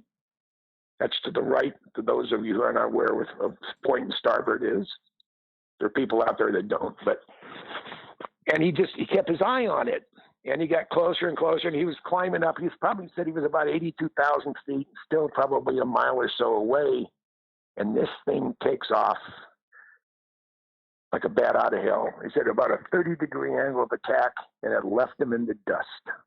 He figured he lost track of it going between 180 and 200,000 feet, and separation speed somewhere in the neighborhood of I think he said about 8,000 miles an hour at Mach 12. No kidding. And he couldn't believe what he was looking at. So 9 years later, he retires from the Air Force. And if you worked in the spooky airplane business, you have a high security clearance. It's natural to stay in that industry. So he ended up at Area 51 as a civilian. And once he was there, he got there about 1980, 81. Once he got comfortable with everybody, and he knew most everybody because it's a very, very small community, and he started asking around. He said, "Did we ever fly anything out of here that would go Mach 12? He said, "Well, not out of here." And he said he was probably in every single building in Area 51, and said there's no underground facility. He couldn't find anybody that knew anything about a Mach 18 airplane, a Mach 12 airplane, excuse me. And but years later, when Bob Lazar stuff came out, he asked a buddy of his that was at Area 51 and they call them the red and whites, the Janet flights. He said, "When you were on the red and whites, do you know who Bob Lazar is?" And this one guy asked, he said, "Yeah." I said, "Did you ever see him on any of the red and whites going up to the site?" He said, "Yeah." He said, "He looks real familiar." So there's another person who may have seen Bob Lazar. But at the same time, stuff that was offloaded off of trucks being put on other trucks, maybe offloaded off of the cargo aircraft, put it on flatbed trucks going to somewhere else, was indicated going to it had S4 written on it. So does S4 exist? I don't know. Bob said he worked there. another piece to the puzzle. I got a buddy of mine who was one of the first enlisted guys on the F-117 program. And he's at Area 51 for 3 years. I mean, he goes home on the weekends, but he's there during the week. And it was a time when the airplanes, the 117s, were still in real early flight test, and there was little or no activity for him and two other guys, and they had access to a Humvee, an H-1. Their security badge is good for the entire Nellis range, Area 51, Nevada test site, the Tonopah test range, everything. So they're kind of bored, and they drove around the north end of the Papoose Range and just sort of followed the edge of the foothills around until they came to the Papoose dry lake bed. And they were looking for old bottles, things that maybe miners had left here and there or whatever, and they were just sort of looking for stuff. They were bored. You're in the middle of the desert. What do you do when you have access to a Humvee? You go for a road trip. So he said they were there maybe 10 minutes. And out of nowhere came a handful, and I didn't say if there was 2, 4, 6, whatever, but he said a handful of black-clad security people with their hands on their weapons, wanted to know what they were doing there. Now there was no vehicle; they didn't arrive in any vehicle.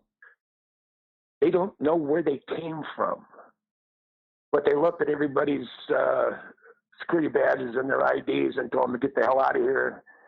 You may have authority to be here, but you're not welcome. Go. And he left. And he was casually telling me about his time at Area 51.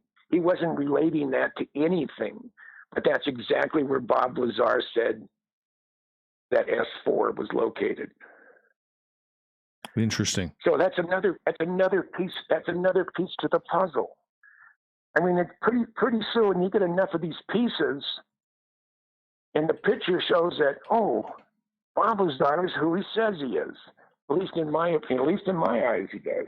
Do you believe that there are still alien craft at Area 51? Well, I don't think they're not at Area 51. If they're anywhere, they're at S4. And the answer to that, I have to say yes. Now, I don't know if I mentioned it to you when we met in San Francisco,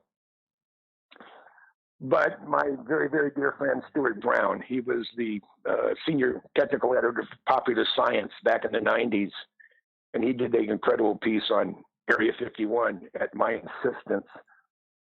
And he's lived in Albuquerque. He has a very dear friend who is the chief law enforcement person for the Dulce Pueblo. And we have a vantage point of the Dulce military facility or whatever it is on Indian land, and they have no jurisdiction. Wackenhut is securing Dulce, the Dulce spook place. They don't have any jurisdiction whatsoever on Indian land, and they can't chase you away. But once the travel restrictions are over, before I go off to camp out at the north end of the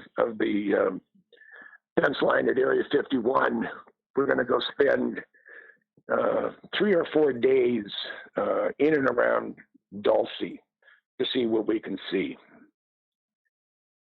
and hopefully it'll bear fruit.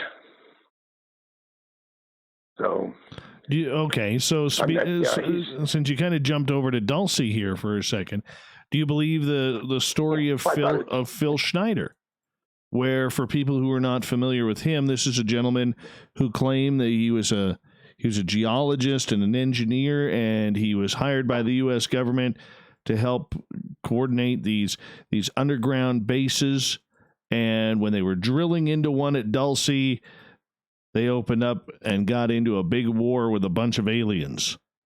Now, do you buy that story?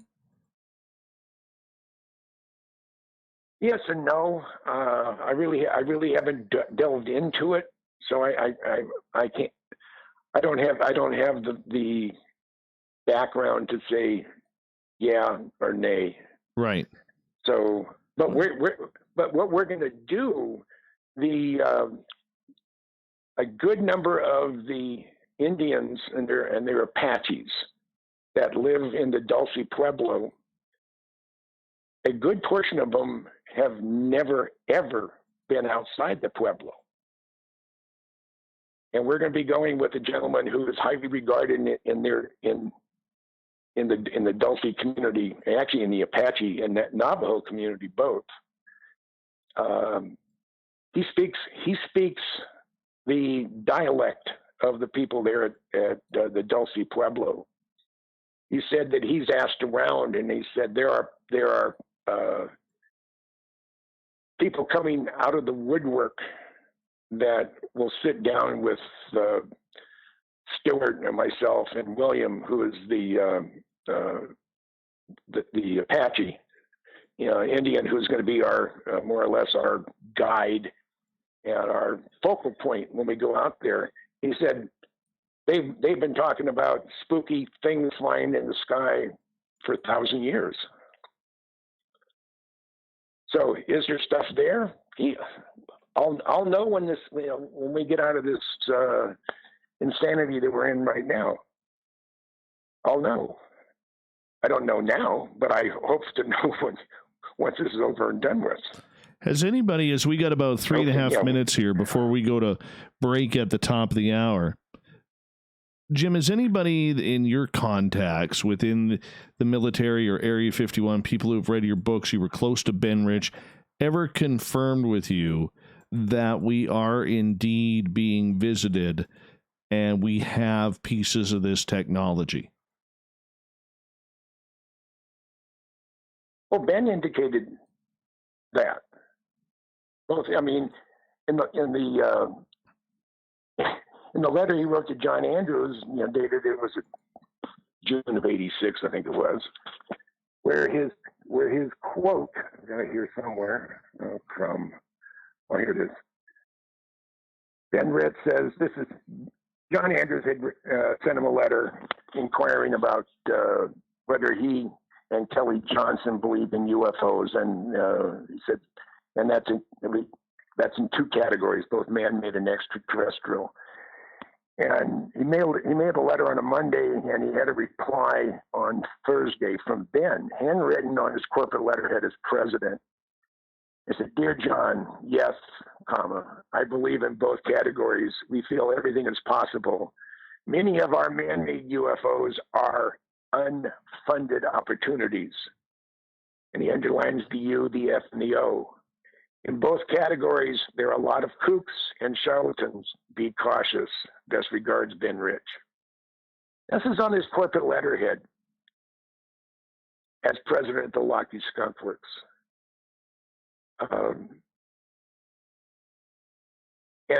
And to quote Jodie Foster's character in the movie Contact, if we're the only ones, what a waste of space. Now, sort of segueing into Jodie Foster's character in the movie Contact, for a couple of years, I was a docent up at Pitt Peak National Observatories. They have 22 optical telescopes and 2 radio telescopes up there. The largest optical telescope is the 4-meter, 13-foot. When it was built in 1972, it was the second largest telescope in the world, Palomar being a ton the largest. And now they're in segmented mirrors where they're 100-foot in diameter and whatever. But the 2.1-meter telescope was operated by Caltech for 5 years, where they used adaptive optics, where they would shine a ultraviolet laser up in the sky, and at 18 miles, it had to be a specific diameter. Now, the laser itself is invisible, but they'd have to call NORAD before they did it, make sure that it didn't blind any spy satellites, and make sure. And there's almost no commercial traffic in southern Arizona at night. And it goes up, and it adjusts a deformable mirror 1,200 times a second. And what it does, it gets rid of the noise, it gets rid of the atmospheric distortion. And it has comparable resolution as the Hubble Space Telescope. And for for 5 years in a very, very small area of our galaxy, the Milky Way, they were able to identify 8,000 exoplanets. Those are planets that are outside of our solar system. 8,000 of them. Incredible. And just before I left Kit Peak, they had a volunteer coordinator that talks down to you, and I don't have time for that. Jim, I don't have... He was talking down to me, and Hey, I'm going to get you to hold on because I don't want to talk down to you right now because I'm loving this conversation. Okay. More Jim Goodall on Spaced Out Radio with Hour 3 next on the Mighty SOR. All right, my friend, I'm going to quickly step away, run my dogs outside. I'll be right back, okay? All righty. Okay, be right back. YouTube, Radio, hold on. And you'll love TalkStreamLive.com. TalkStream Live is always on, 24/7, with the best streaming talk shows. Find your favorite talkers and discover some new ones. It's free, readily available online or on mobile with any smartphone or tablet. Finding your favorite talk shows all in one place has gotten a whole lot easier. Just go to TalkStreamLive.com. Be sure to download the free apps from Google Play or the iTunes App Store. We all know on Spaced Out Radio we love a good beard and mustache, so why not take care of your facial hair with Mighty Moose Beard Oil? Made in Canada, we're taking care of beards and stashes around the world. We use 100% natural ingredients with our oils and balms to make your whiskers feel silky smooth. Use promo code SOR2019 at MightyMooseBeard.com today.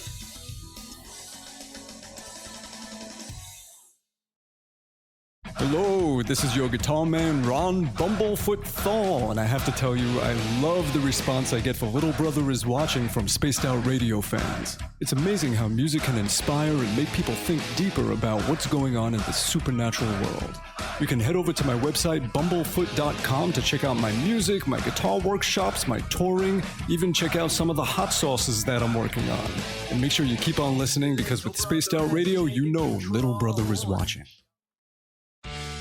Hey everyone, I'm John Edwards. And I'm Stacey Edwards. Together we're taking over Saturday nights on Spaced Out Radio, where we're going to bring our own experiences of the paranormal and talk to the best people we can find to help bring you answers to your strange tales. We're here to entertain your need for weekend woo! So tune us in at spacedoutradio.com starting at 9:06 Pacific, 12:06 a.m. Eastern, where we can all get a little spooky together. Spaced Out Saturday nights right here at spacedoutradio.com. We're adding to the entertainment online for Spaced Out Radio. I'm Amber Beckard, and I want to invite you to subscribe to our YouTube channel and check out Cryptid Tales, where I will take you on a journey into some of the strangest legends and lore from around the world, relaying the stories to you of the strange creatures and experiences that people have had throughout time. You can find Cryptid Tales at youtube.com/Spaced Out Radio. And while you're there, don't forget to check out our free archives and leave a comment. See you there.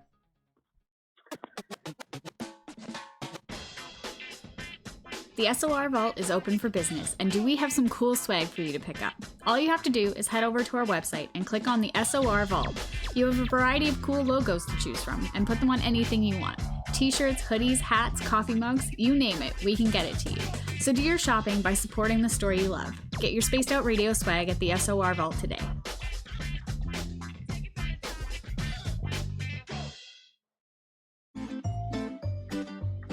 Looking for creative ways to get your company out in the public? How about advertising on Spaced Out Radio? Our sales department is waiting to hear from you, and we can work around any budget.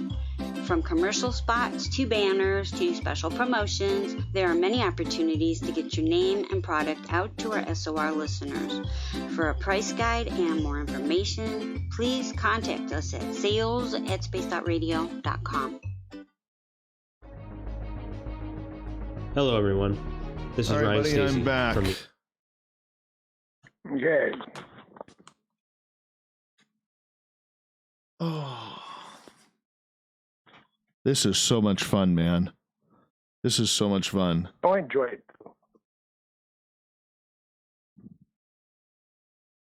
I enjoy it too. It's just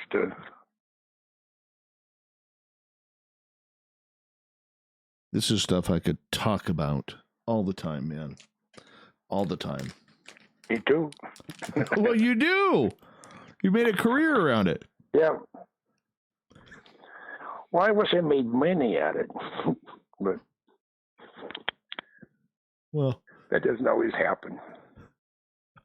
Well, the main thing is you look pretty. That's the main thing. You got great hair. Good. Good. I have hair. That's more than a lot of people can say. And you have a lot of it too. Well, if you ever run out, I can lend you some. Yeah, it looks like it. Yeah. Oh, we got about 2 minutes here, my friend. 2 minutes. Okay. You want to go the distance? You want to go the distance, or I'll go the distance. All right. I got nothing. I have nothing but time. I'm quarantined. I'm not allowed to go anywhere or do anything. So you have a captive audience here. Perfect. Let's do it. Yeah. I did give you a thumbs up on YouTube. Well, thank you. Yeah. You can see all our awesome people in there right now. Brudas, one sec here. Hey, Brudas, thank you so much for the super chat. My dogs, I have a purebred German Shepherd, and I have a Shepherd crossed with a Lab and I think some Rhodesian Ridgeback. So those are my two big dogs. They keep the bears and cougars out of my yard, which is always nice. Thanks, Stu, for saying really good show. Appreciate that. Want to thank all of you for tuning on in. You guys are absolutely awesome here. Absolutely awesome. And what do you think? Jim's going to stick with us right to the top of the hour. We will do the thought of the day with Jim, because I know he has some interesting answers to that. All right. We got about 35 seconds, my friend. Okay. Yeah. So the YouTube, just so you know, is about 20-second delay. Oh, okay. That's why you look like you like the old Chinese or Japanese movies where the mouth moves and a few seconds later cranks up the rock. Well, you got that right, my friend. You got that right. Hold on here. We got about 10 seconds until we get going here. And yeah. Hold on, guys. Here we go. Rock with the Moose, the official party bar of Spaced Out Radio. All right, maybe not. We're probably going to play one more commercial here. For some reason, my commercials are out. We all know on Spaced Out Radio we love a good beard and mustache. So why not take care of your facial hair with Mighty Moose Beard Oil? I gotta fix that. Made in Canada, we're taking care of beards and stashes around the world. We use 100% natural ingredients with our oils and balms to make your whiskers feel silky smooth. Use promo code SOR2019 at mightymoosebeard.com today.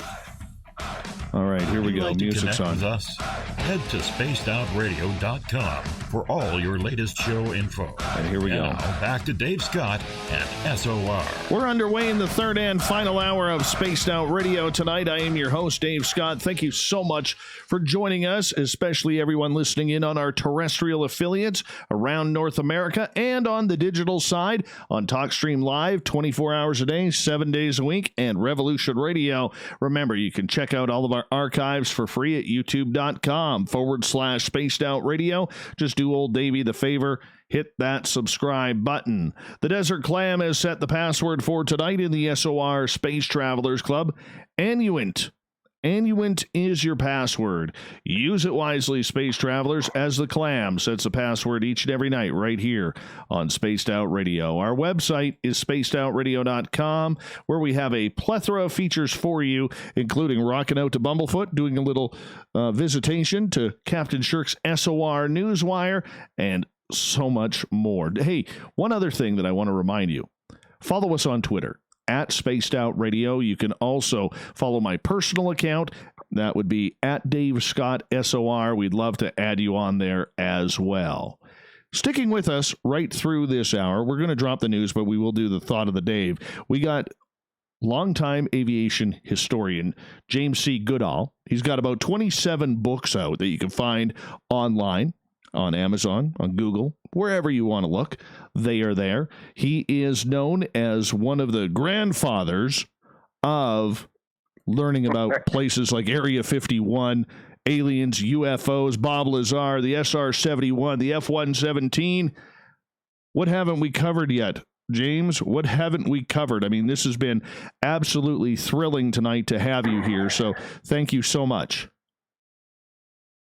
Well, my pleasure, and this is just fun. I mean, that's and I love people like you. I really do.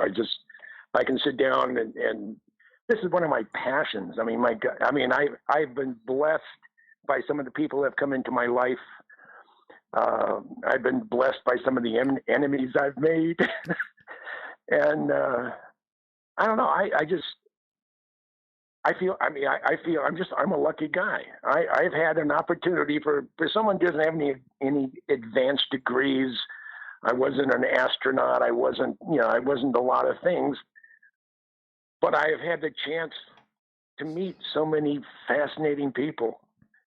I was talking to my wife the night before last. I said, you know, the only people from the military, or actually the Minnesota Air Guard, that ever comment or email me, they're all generals. I don't know if I collect generals as friends or whatever, but I do. But what I was talking just before the break is something that is really, really mind-boggling, because it comes from legitimate science. It comes from the senior astronomers at the National Science Foundation, and they call it AURA. It's the American Universities for Astronomical Observations.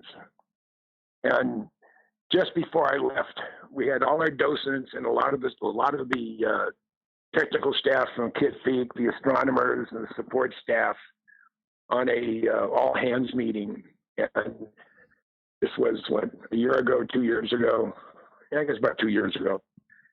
And they said, we just had a major meeting of all the astronomers in the world who are focused on exoplanet research and to identify exoplanets.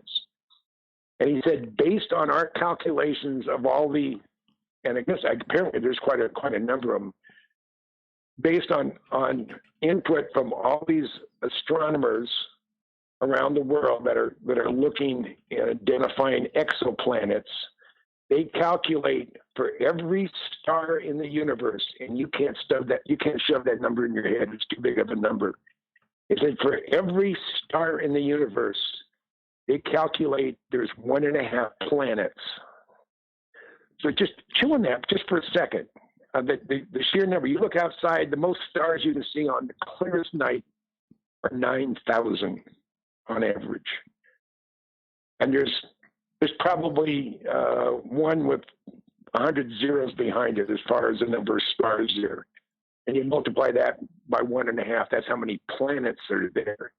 But based on that absolute sheer number of orbital debris going around stars, they calculate, again, these are our brain trusts. These are our best minds in astronomy. They calculate that out of that incredible number, that there are 2 billion, and that's with a B, there are 2 billion Earth-like planets orbiting a similar brown dwarf star, such as our sun, in the inhabitable zone with liquid water. It's amazing, isn't it? 2 billion Earth-like planets with liquid water. Liquid water sustain life as we know it. Now, there's other planets out there that may have, environments that we couldn't live in, but we have stuff at the bottom of the ocean, right next to the thermal vents that live in 700-degree water, and they're functioning without sunlight, without oxygen. So they're there. There's organisms. They found it at Chernobyl. There's organisms in that reactor room. The stuff's starting to eat the radioactive debris. So just because it doesn't conform with 2 legs, 2 arms, a head, a body, a nose, 2 eyes, an ear, a couple of ears, and a mouth, just because it doesn't conform to our idea of what life would look like, doesn't mean it doesn't exist.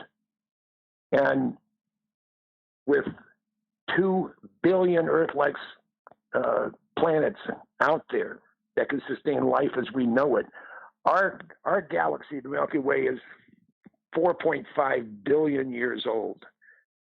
Well, the universe is 14.3 or 14.4 billion years old. So there are planets out there that have had a 10 billion year head start on our technology. And if you recall, man didn't take to the air in a powered airplane until 1903. Man didn't break the sound barrier going Mach 1 till 1947 in Chuck Yeager. Man had never gone sustained Mach 3 until late 1964 in a Blackbird.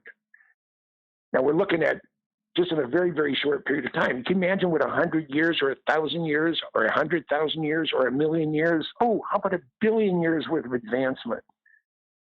We're not alone. And and to say we're alone would be an absurd statement. The odds are that we're not. And the odds are that we've been visited. The odds are that they're here. Well, that leads to my question. With all the people you've talked to over the years, whether it's going back to Ben Rich or anybody along those lines, has there been anybody who has tipped you off and said, hey, Jim, I've got something for you, and this involves extraterrestrials, and this proves that they are here? Now, you can't release it, but, this is for your eyes only. Have you ever had a situation like that where somebody from a higher up has given you information confirming or denying whether or not there are extraterrestrials here on this planet right now? Okay, I'll preface it with an email that I sent out a while back. It wasn't that long ago. And I asked this person, do you believe in UFOs? And they're on the other side of the world. And he said, why? Have you seen one? I said, no, I believe they're real.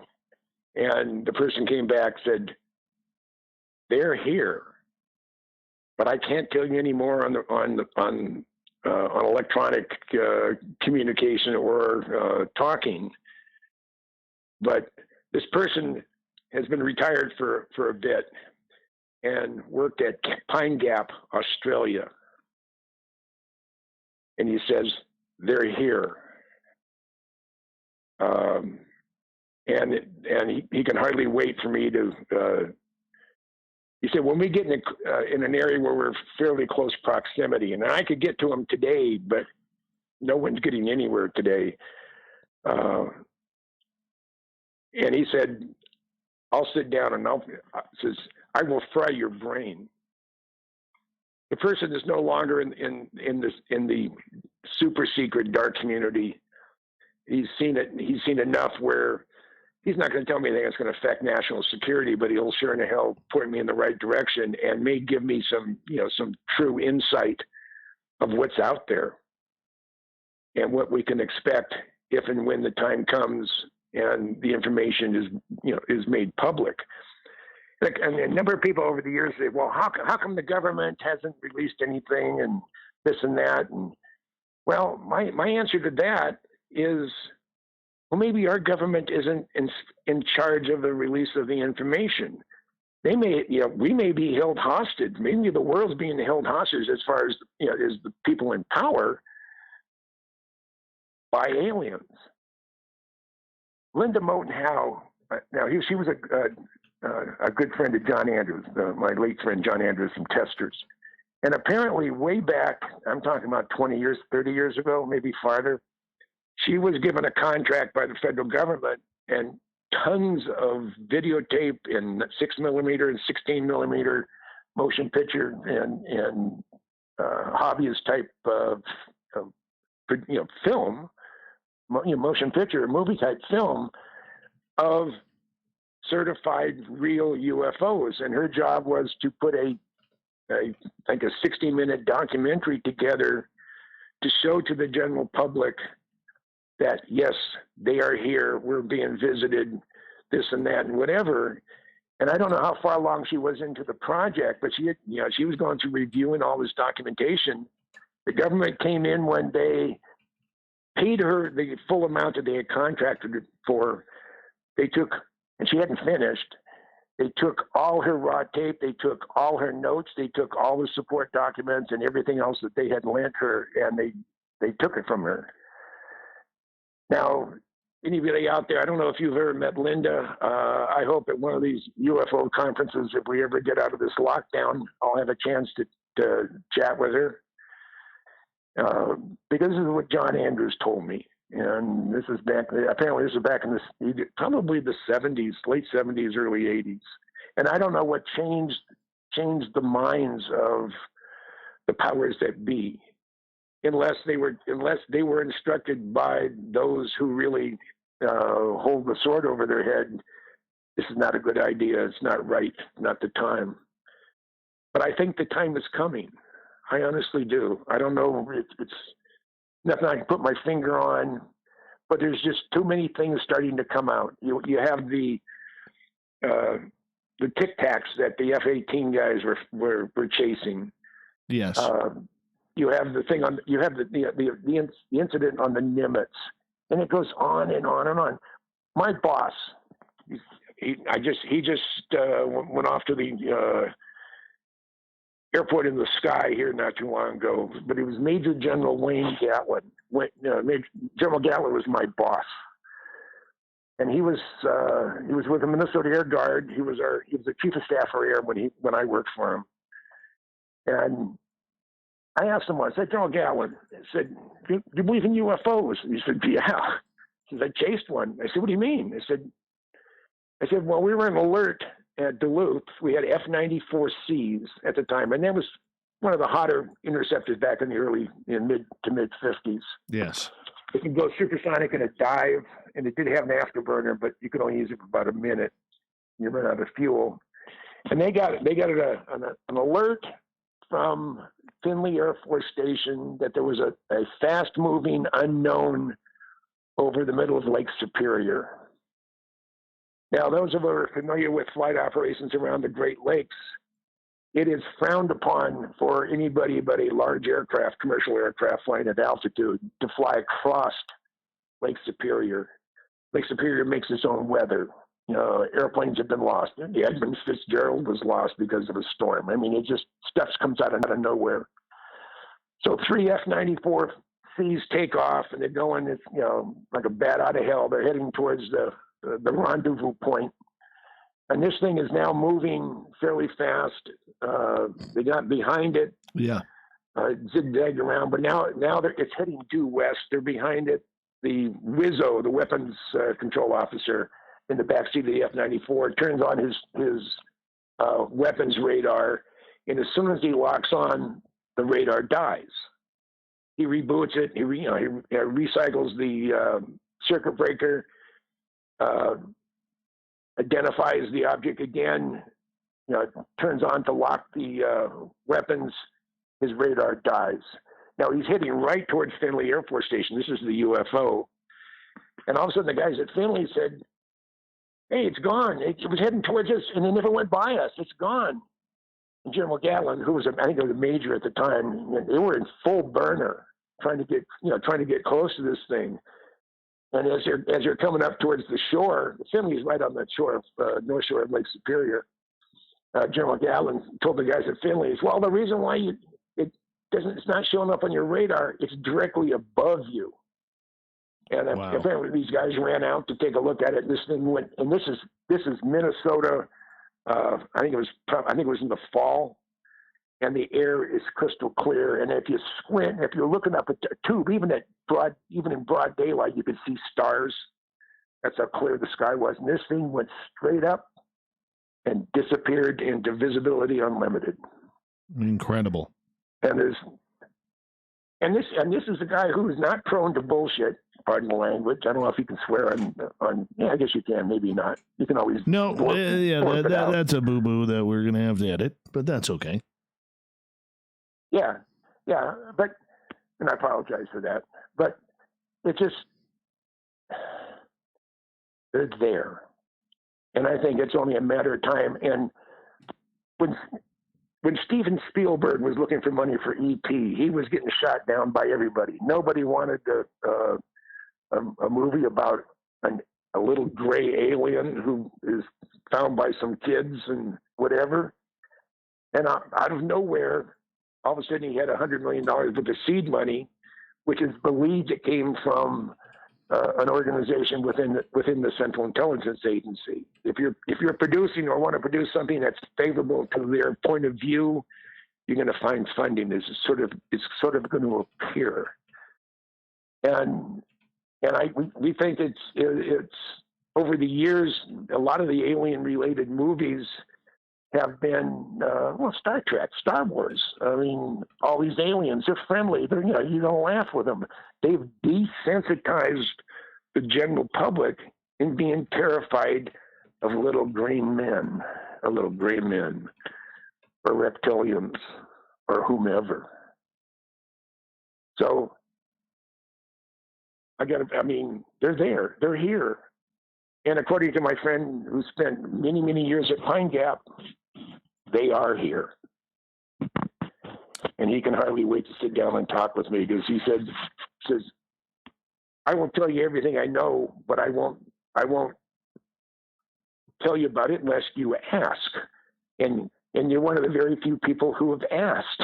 So I can hardly wait. I'm not sure where I have to go to track him down, but he said that he's traveling. Well, I think he's probably quarantined somewhere right now, not be able to go anywhere. Once all this COVID-19 are behind us, then I'm going to track him down. I have so many things on my plate, and I'm running out of time. That's why I'm so happy that Michael Schratt is sort of following in my footsteps. Michael's like my kid. He's an incredible researcher. I've known him for 10 years, and he's been in my house 10, 15 times. Yes. But I've never heard him give a presentation until I heard him in San Francisco. And I had to tell him, I said, Michael, I know you were good at what you do, but I was really blown away. I was incredibly pleased with your presentation. I couldn't be prouder for you. And between Paul and myself, and I can't remember who else, convinced him to do a book, to take 20 of his best UFO pieces with all the supporting documents and the artwork he's created and the line drawings and everything else, and said, you got to put together a chapter, at least book 1, volume 1, on the 20 most significant UFO encounters to mankind. And I said, you do it chronologically. So you take the oldest one first and work your way forward. And he's all excited about it. He's about 80% done with gathering everything together. Now he just has to expand the verbiage as far as his interpretation of what he's seen, what he's read, what he's discovered. And he shared a lot of that at the San Francisco UFO Congress. So that will be part of a new book. And I'm looking forward to it. He's going to spend about a week. With us. We have about a minute to go before we go to break here at the bottom of the hour. James Goodall will be with us for most of the next hour, as well as we continue with Spaced Out Radio here. When you take a look at, the research, and we're going to get more into this, what I want you to think about coming out of the break is, how does the public know what craft are ours or what craft are theirs from the sky? Because when we look up, we really don't know. We don't know what the toys that the militaries around the world are playing with, especially the United States. We don't know what toys the off-worlders have when they come and visit us, maybe even take us for a ride every now and again. James, I'm going to get you to hold on, and I want you to answer that when we come back. James Goodall is our guest tonight on Spaced Out Radio. He's the author of 27 books that can be found on Amazon, Google, bookstores around the world, looking into all things strange, weird, Black Ops, the SR71, stealth technology, Area 51. We got him here for another 25 minutes or so, and we continue right after this on Spaced Out Radio. There we go. There we go. Fun. That's good stuff, man. That's good stuff. Yeah. Yeah, I'm having a good time. So, and I'm more than willing, more than happy to, if you're interested, to do this again. Absolutely, man. We're covering most everything that we've covered an awful lot of subject matter. Yeah, we have. Well, we can keep on. Yeah. Yeah. Yeah. I'm just looking at some of the posts here on YouTube. Just looking at some of them. Yeah. I think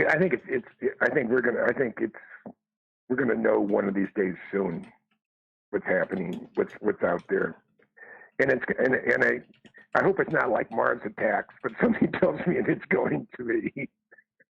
Oh yeah, I hear you there, man.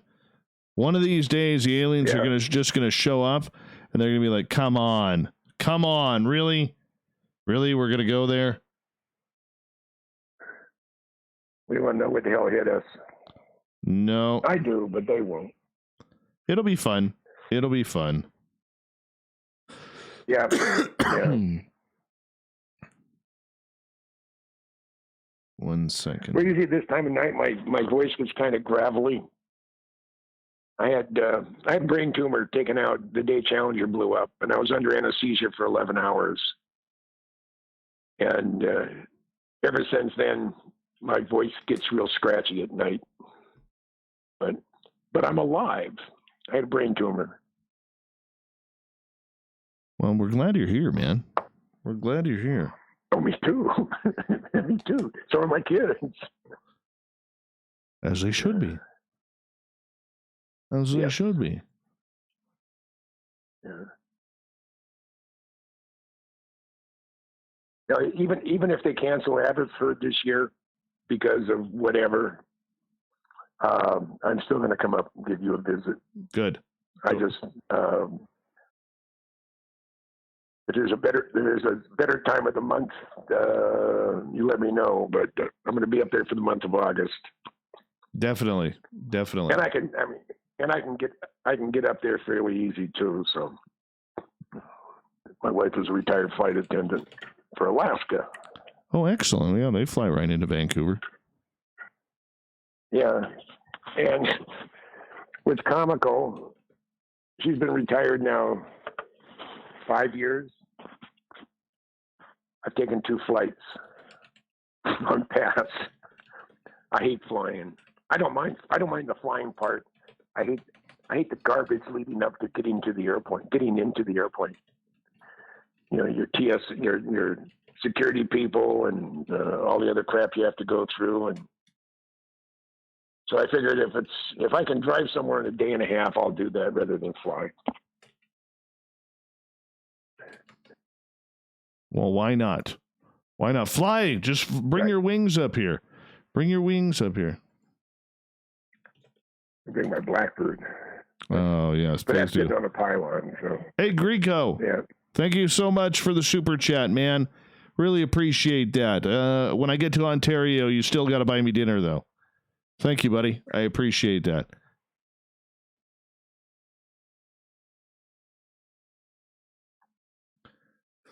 All right, so we got about 2 minutes here, boss. 2 minutes. Okay, all right. I'm going to hit you up about the B-21 coming out of this, or with that question first. How do we know what's ours and what's theirs? Then we'll get into the B-21, okay? Okay, that sounds good.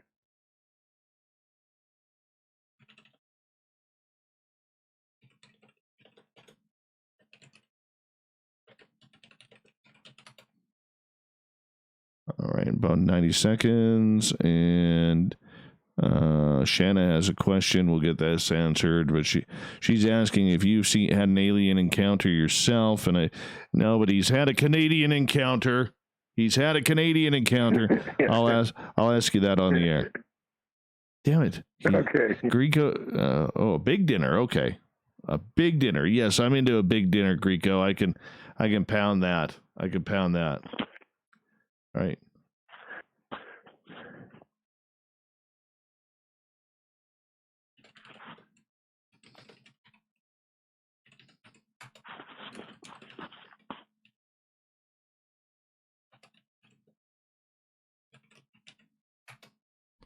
All right, so about 45 seconds. Well, let me just make sure here. No, sorry, we're about a minute shy. Sorry, we're... Okay.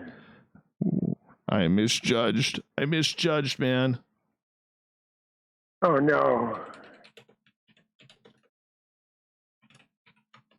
It was 82 today. Well, must be nice.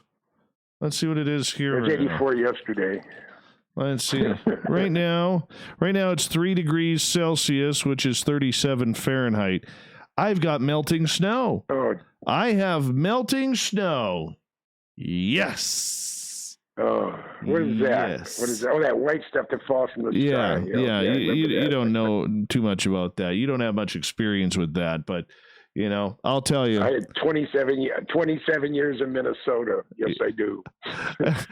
my buddy Mark and I, we were talking the other day as we get ready to go back to the show here. My buddy Mark and I were talking the other day, and we're like, Meldrum, Richard, do we break out the snow blowers again for the 3 inches of snow that just fell? And he's like, Dave, he goes, I'm not. I said, isn't either. Amazon page. I'm done. Done for the year. It's April. I know. That's exactly why. Here we go, my friend. Here we go. All right.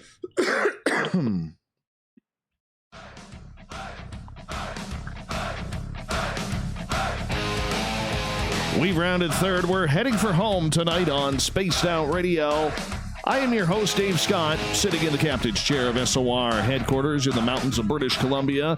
I want to remind you that if you've missed most of this show or others, you can check out our free archives by going to youtube.com/Spaced Out Radio. Just do me the favor, hit that subscribe button. Our website is spacedoutradio.com, where we have a plethora of features for you, including Rockin' Out a Bumblefoot and keep up to date with Captain Shirk's SOR Newswire. Now, normally at this time, we head out right into the news. However, our guest, James Goodall, is going to stick with us right till almost the top of the hour when we get to the thought of the day. James, thank you so much for joining us. We want to remind everybody you can find any one of his 27 books on Amazon, Google, anywhere online or in bookstores. Yeah, if you like Area 51, black projects, and all that dark, fun stuff, James is the guy whose books you want to buy. James, welcome back. Yeah, my pleasure. My pleasure. Right before the break, yeah, I'd asked you a question, and I'll just reiterate that question, which is, you know, there's a lot of people who stare up at the sky at night trying to figure out what's a UFO, what's not. Or, you know, the black triangles, these rods, these orbs, these discs, whatever it may be, strange contrails, you know, that look like old telephone cords, you know, ripping through the sky. And how do we know what is ours and what is theirs when we look up in the sky? I don't really think there's a way to tell. I really don't. I mean, Ben states in his letter to John Andrews 35 years ago that we refer to our we refer to our UFOs as unfunded opportunities, underline the U, the F, and the O. Now, if it was flying before we knew that we didn't have that capability, then I would say, yeah. If you had an observation, a photograph, maybe a 16 millimeter high resolution or a video high resolution.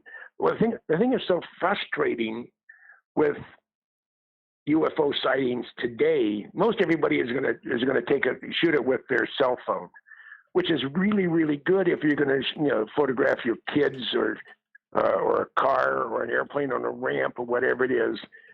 But if it's at 5,000 feet or 10,000 feet, or if it's night, you're just going to have a dot. You're just going to have a flickering light that's bouncing around the place. What we need, and I'm hoping one of these days it'll happen, is we need someone with a good Nikon or a good Canon. I mean, a real, not to say that cameras on cell phones aren't real, but a real piece of optical equipment, something that gives a high resolution, really sharp definition. And it's not until someone can take pictures like that, or the general public will say, well, it's just a dot or it's just a fuzzy thing, and maybe it was photoshopped on or whatever. We need that, but I think because the general public has been so brainwashed to believe that, well, there's no such thing as UFOs, and anybody who promotes UFOs has got to be a little bit, well, they're not all right. There's something wrong with them. They're talking about UFOs. And because that mentality has been beat into our brains forever, that I think the only way that the general public or the world in general is going to say, oh my God, they're here, they're real. It's going to be like a Mars attack type of event where it lands on the Rose Garden during a live presidential news conference or news gathering. That's the only way they're going to believe it, because everything else, while it's computer graphics or CGI, it can't be real. Well, there's photographs taken with Polaroids. You can't fake a Polaroid that shows, the Gulf breeze UFOs. Those didn't make any sense to people who looked at them. I have a friend of mine who spent most of his Air Force career. His job was looking at U-2, SR71, and KH-11 imagery. And he was sent the original Polaroids from the Gulf breeze incident. He did all his calculations. He said it would be absolutely impossible to fake it, because one, you can't fake a Polaroid, and two, there was no noise associated with everything at night. There was no noise associated with it. There would have to be a helicopter or a hot air balloon or something to have this thing hovering over Gulf breeze like it did. So until we have hard evidence to determine whether it is ours or theirs, it's probably a flip of the coin to know which one it is. Right now, I would still lean on it fairly heavy that it's not ours. And why is that? Based on what Ben wrote in his letter, I don't know. It's just a gut feel. I really don't know. But there's so many people that do know. And why they're not talking just slays me. And I know why majority of them don't talk, because they're still employed in the industry. And what gives them access to all this really cool stuff is a security clearance, whether it's secure clearance or a top secret with special access required.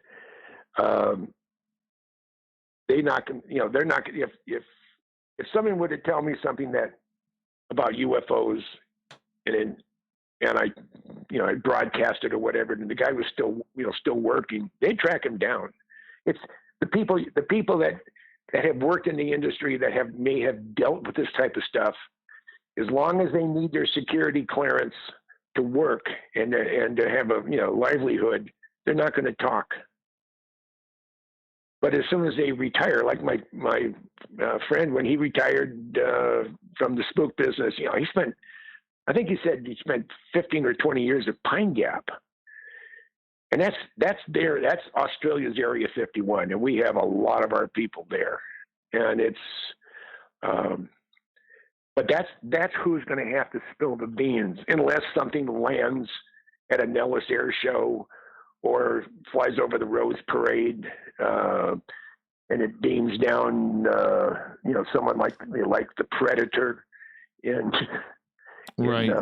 Arnold's or Schwarzenegger's movie.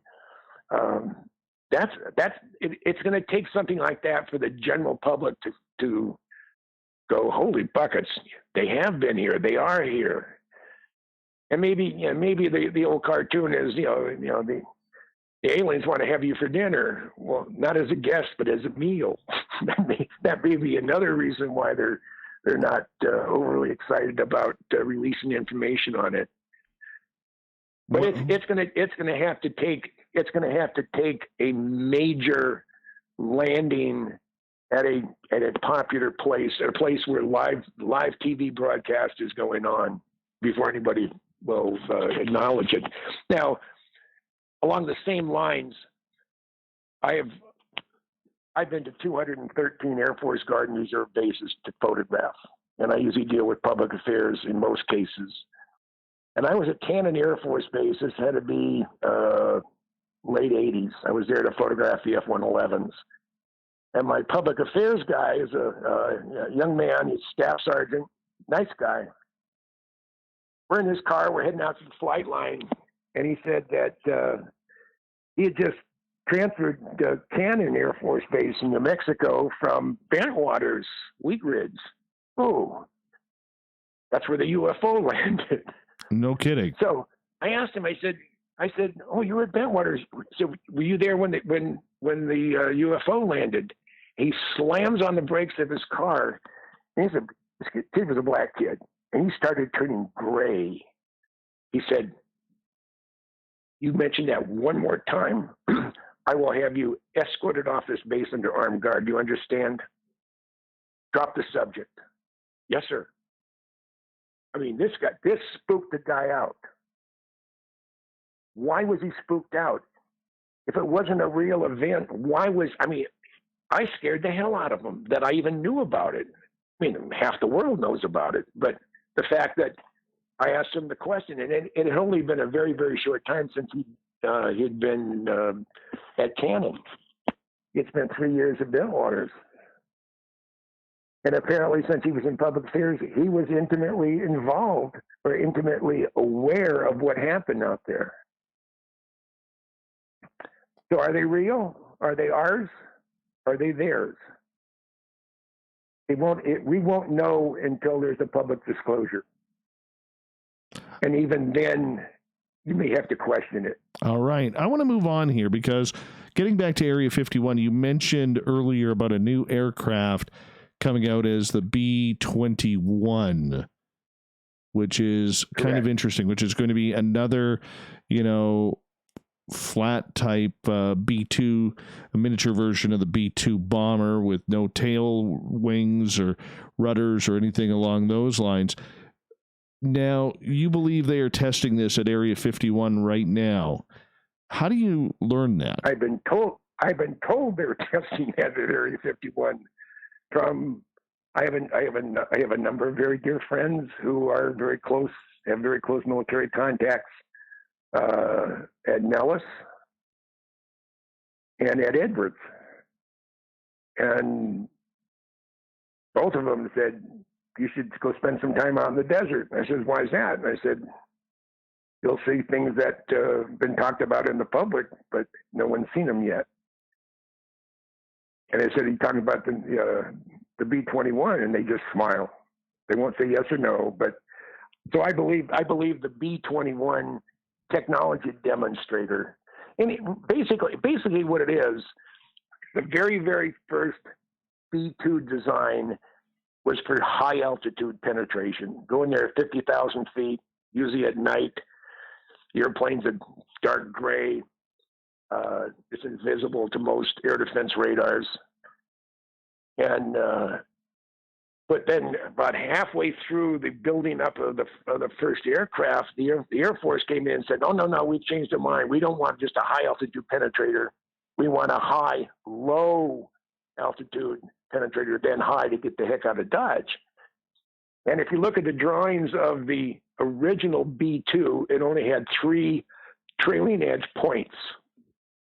And when they redesigned the airframe for high altitude, low altitude, high altitude flight, they moved the inlets and they expanded the control surfaces on the airplane, and the back of the airplane grew in size, and now you have 5 trailing edge points. Now the drawings, the tantalizing bits of information that they have on the B-21, the Raider, which is designed to replace the B-2, the B-1, but not the B-52, which has been flying since 1953. It's still going to be operational. But the original one only has the 3 points. So what you're probably looking at is a original version of the B-2, but smaller, a bit smaller. Instead of having 4 engines, 2 engines. Instead of having 2 side-by-side bomb bays, 1, and have a weapons load capability of 30,000 pounds. And the reason why I say 30,000 pounds is that's what a MOP weighs, and that's a massive ordnance penetrator. Right. That will go through 200 feet of reinforced concrete, count the floors edges going through your underground bunker, and whatever you dial a floor number is, blows up with 30,000 pounds of high explosives. My friend, on that note, we are going to get to what we call the thought of the Dave around here. And one of my favorite things. We'll let you play along here because I know you like it. Hold on. Okay, Jim, music's on right now. Just give me a couple seconds here. I jumped on the bed 3 hours has gone by. I know, fast, eh? Thought of the Dave happens every night at this time, where we ask a question on our Facebook and Twitter pages, then read your responses on the air because we love the audience participation around here. Today's Thought of the Dave is as follows. What do you think the military and government are hiding out at Area 51? We got some interesting responses tonight, Jim. Real interesting responses. Okay. All right, let's start with one on Twitter. There's nothing there, hasn't been anything there for years. Art Bell drew so much attention to that area that they moved it to one of the nuclear submarine bases, probably did it with unscreened open lines. All the Area 51 security is just for show. Mr. Skeptic, screw Area 51. I want to know more about Area 57, and he posts a picture of a Heinz 57 bottle. Alien. Oh. Goddess Michelle. Probably all the details of all the lies told by every politician ever. They probably just gave up considering recent events. Interesting. God of Thunder. If the government and military has something, no one will know about it. Not even Spartan 1 and Spartan 2. Talking about Linda Moulton Howe. Eric with a K. You know, we're Eric with a K's 4th favorite show out there. He believes that we're going to find tall... How come you're not first? Well, I'm first in Canada, just number 4 overall. Oh, okay. Yeah. He believes we're going to find tall whites, grays, and Norwegian ETs with 28 teeth. What do you think of that, Jim? I don't know where you got the teeth bit. Me either. That's Eric with a K. That's Eric with a K. Let's go to Mike. Michael says we're going to find Jimmy Hoffa, because they got to figure out how to get those cement boots off. VE says hazardous waste because they didn't burn stealth bomber scrap and poison a lot of workers there. The place is probably a dump of toxic crap. You can't run a place like that without a small mess. Just wonder where they moved it all. What do you think of that, Jim?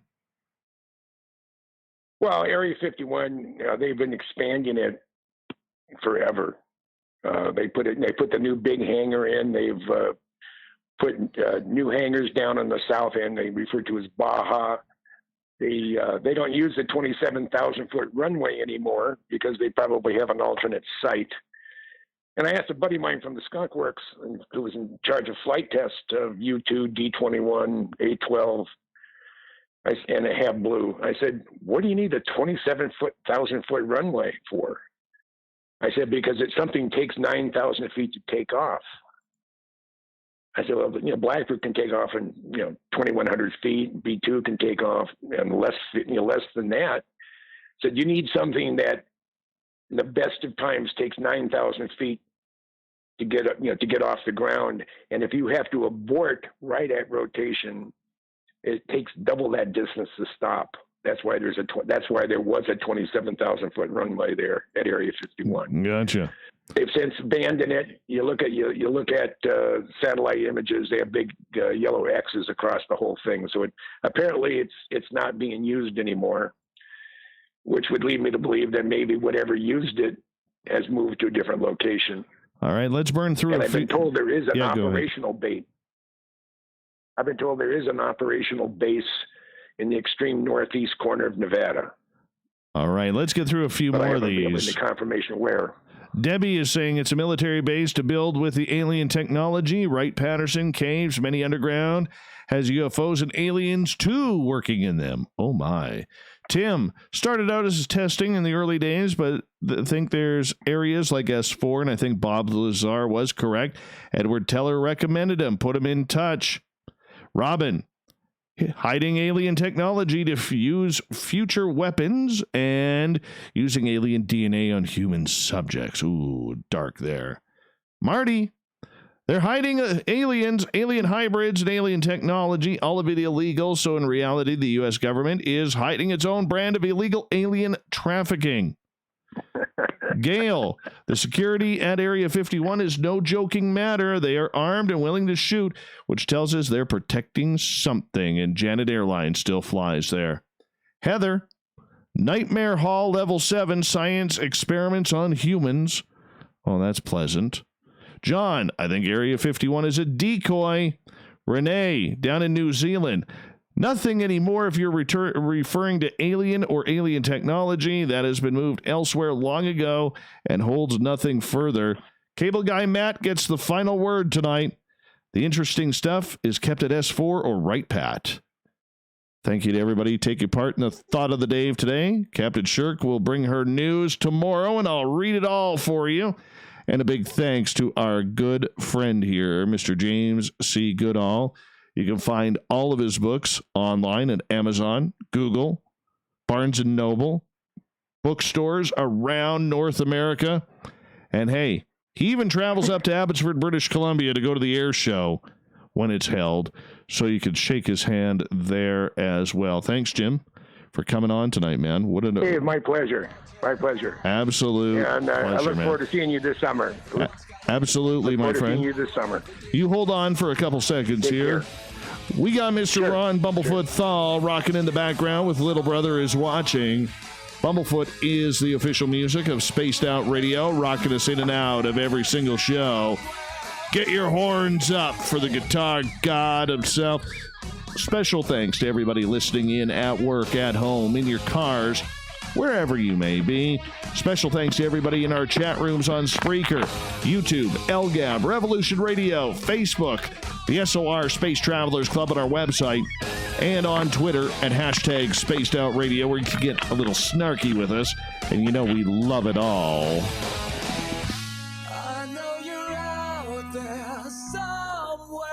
Remember, this show is copyright by Spaced Out Radio and SOR Media Ventures Limited. Thank you so much for sharing your evening with us, because together, my friends, we're watching. We own the night, Mr. Bumblefoot. We need a favor. We need you to take us home.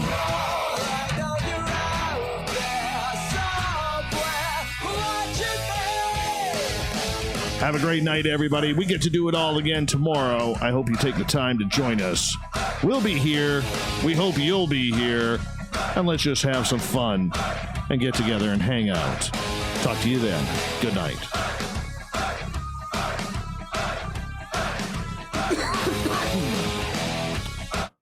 right, Mr. Jim, we are clear. Got a question for you from the audience here. Let me just scroll up to find it here.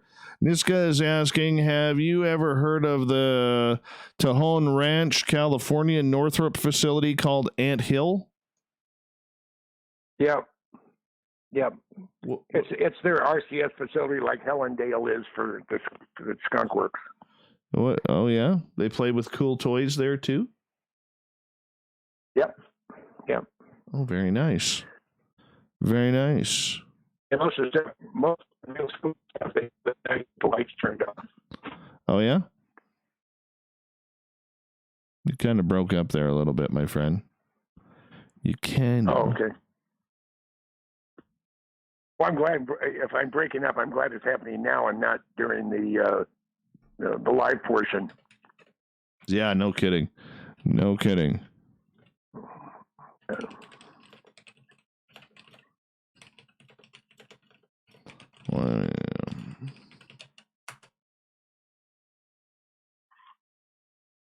Yes. All right, my friend. Well, I'm going to let you go here because I know you probably going to, get ready and take the dog out, all that kind of stuff. And I got to do some editing here. Yes. And Michael Schratt's going to arrive here about 4:30 this morning. So yeah, you go get some sleep. I may call you guys tomorrow just to wish him a happy birthday. I'll call you later on though, because I'm not getting up at 4:30 in the morning. Yeah, me neither. I have the door open and the door unlocked and the porch light on. So. Nice. Well, enjoy your time. And I'm not worried about being. Yeah. Well, I'm not worried about anybody coming in. Good. Because they know I'm armed and dangerous. Well, say hello to Michael for us because we love him around here. And, I will. And we'll talk to you soon. You take care, my friend. Talk to you later. All right, take care. I had a good time. Good night. All right, bye-bye. Bye. I love that man.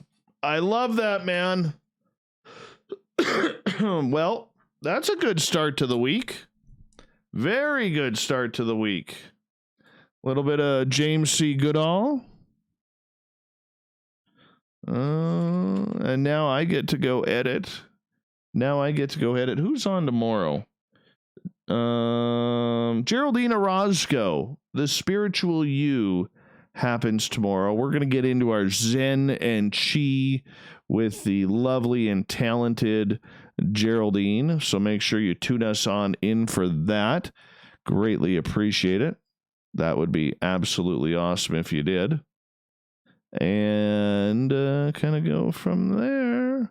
It's where it all starts. So I'm going to get on out of here tonight. Thank you so much for tuning us in. I've got some editing I have to do, so I got about another hour left in the studio here. But I will talk to you all tomorrow night, and we're all going to have a good time, and we'll meet up again. Same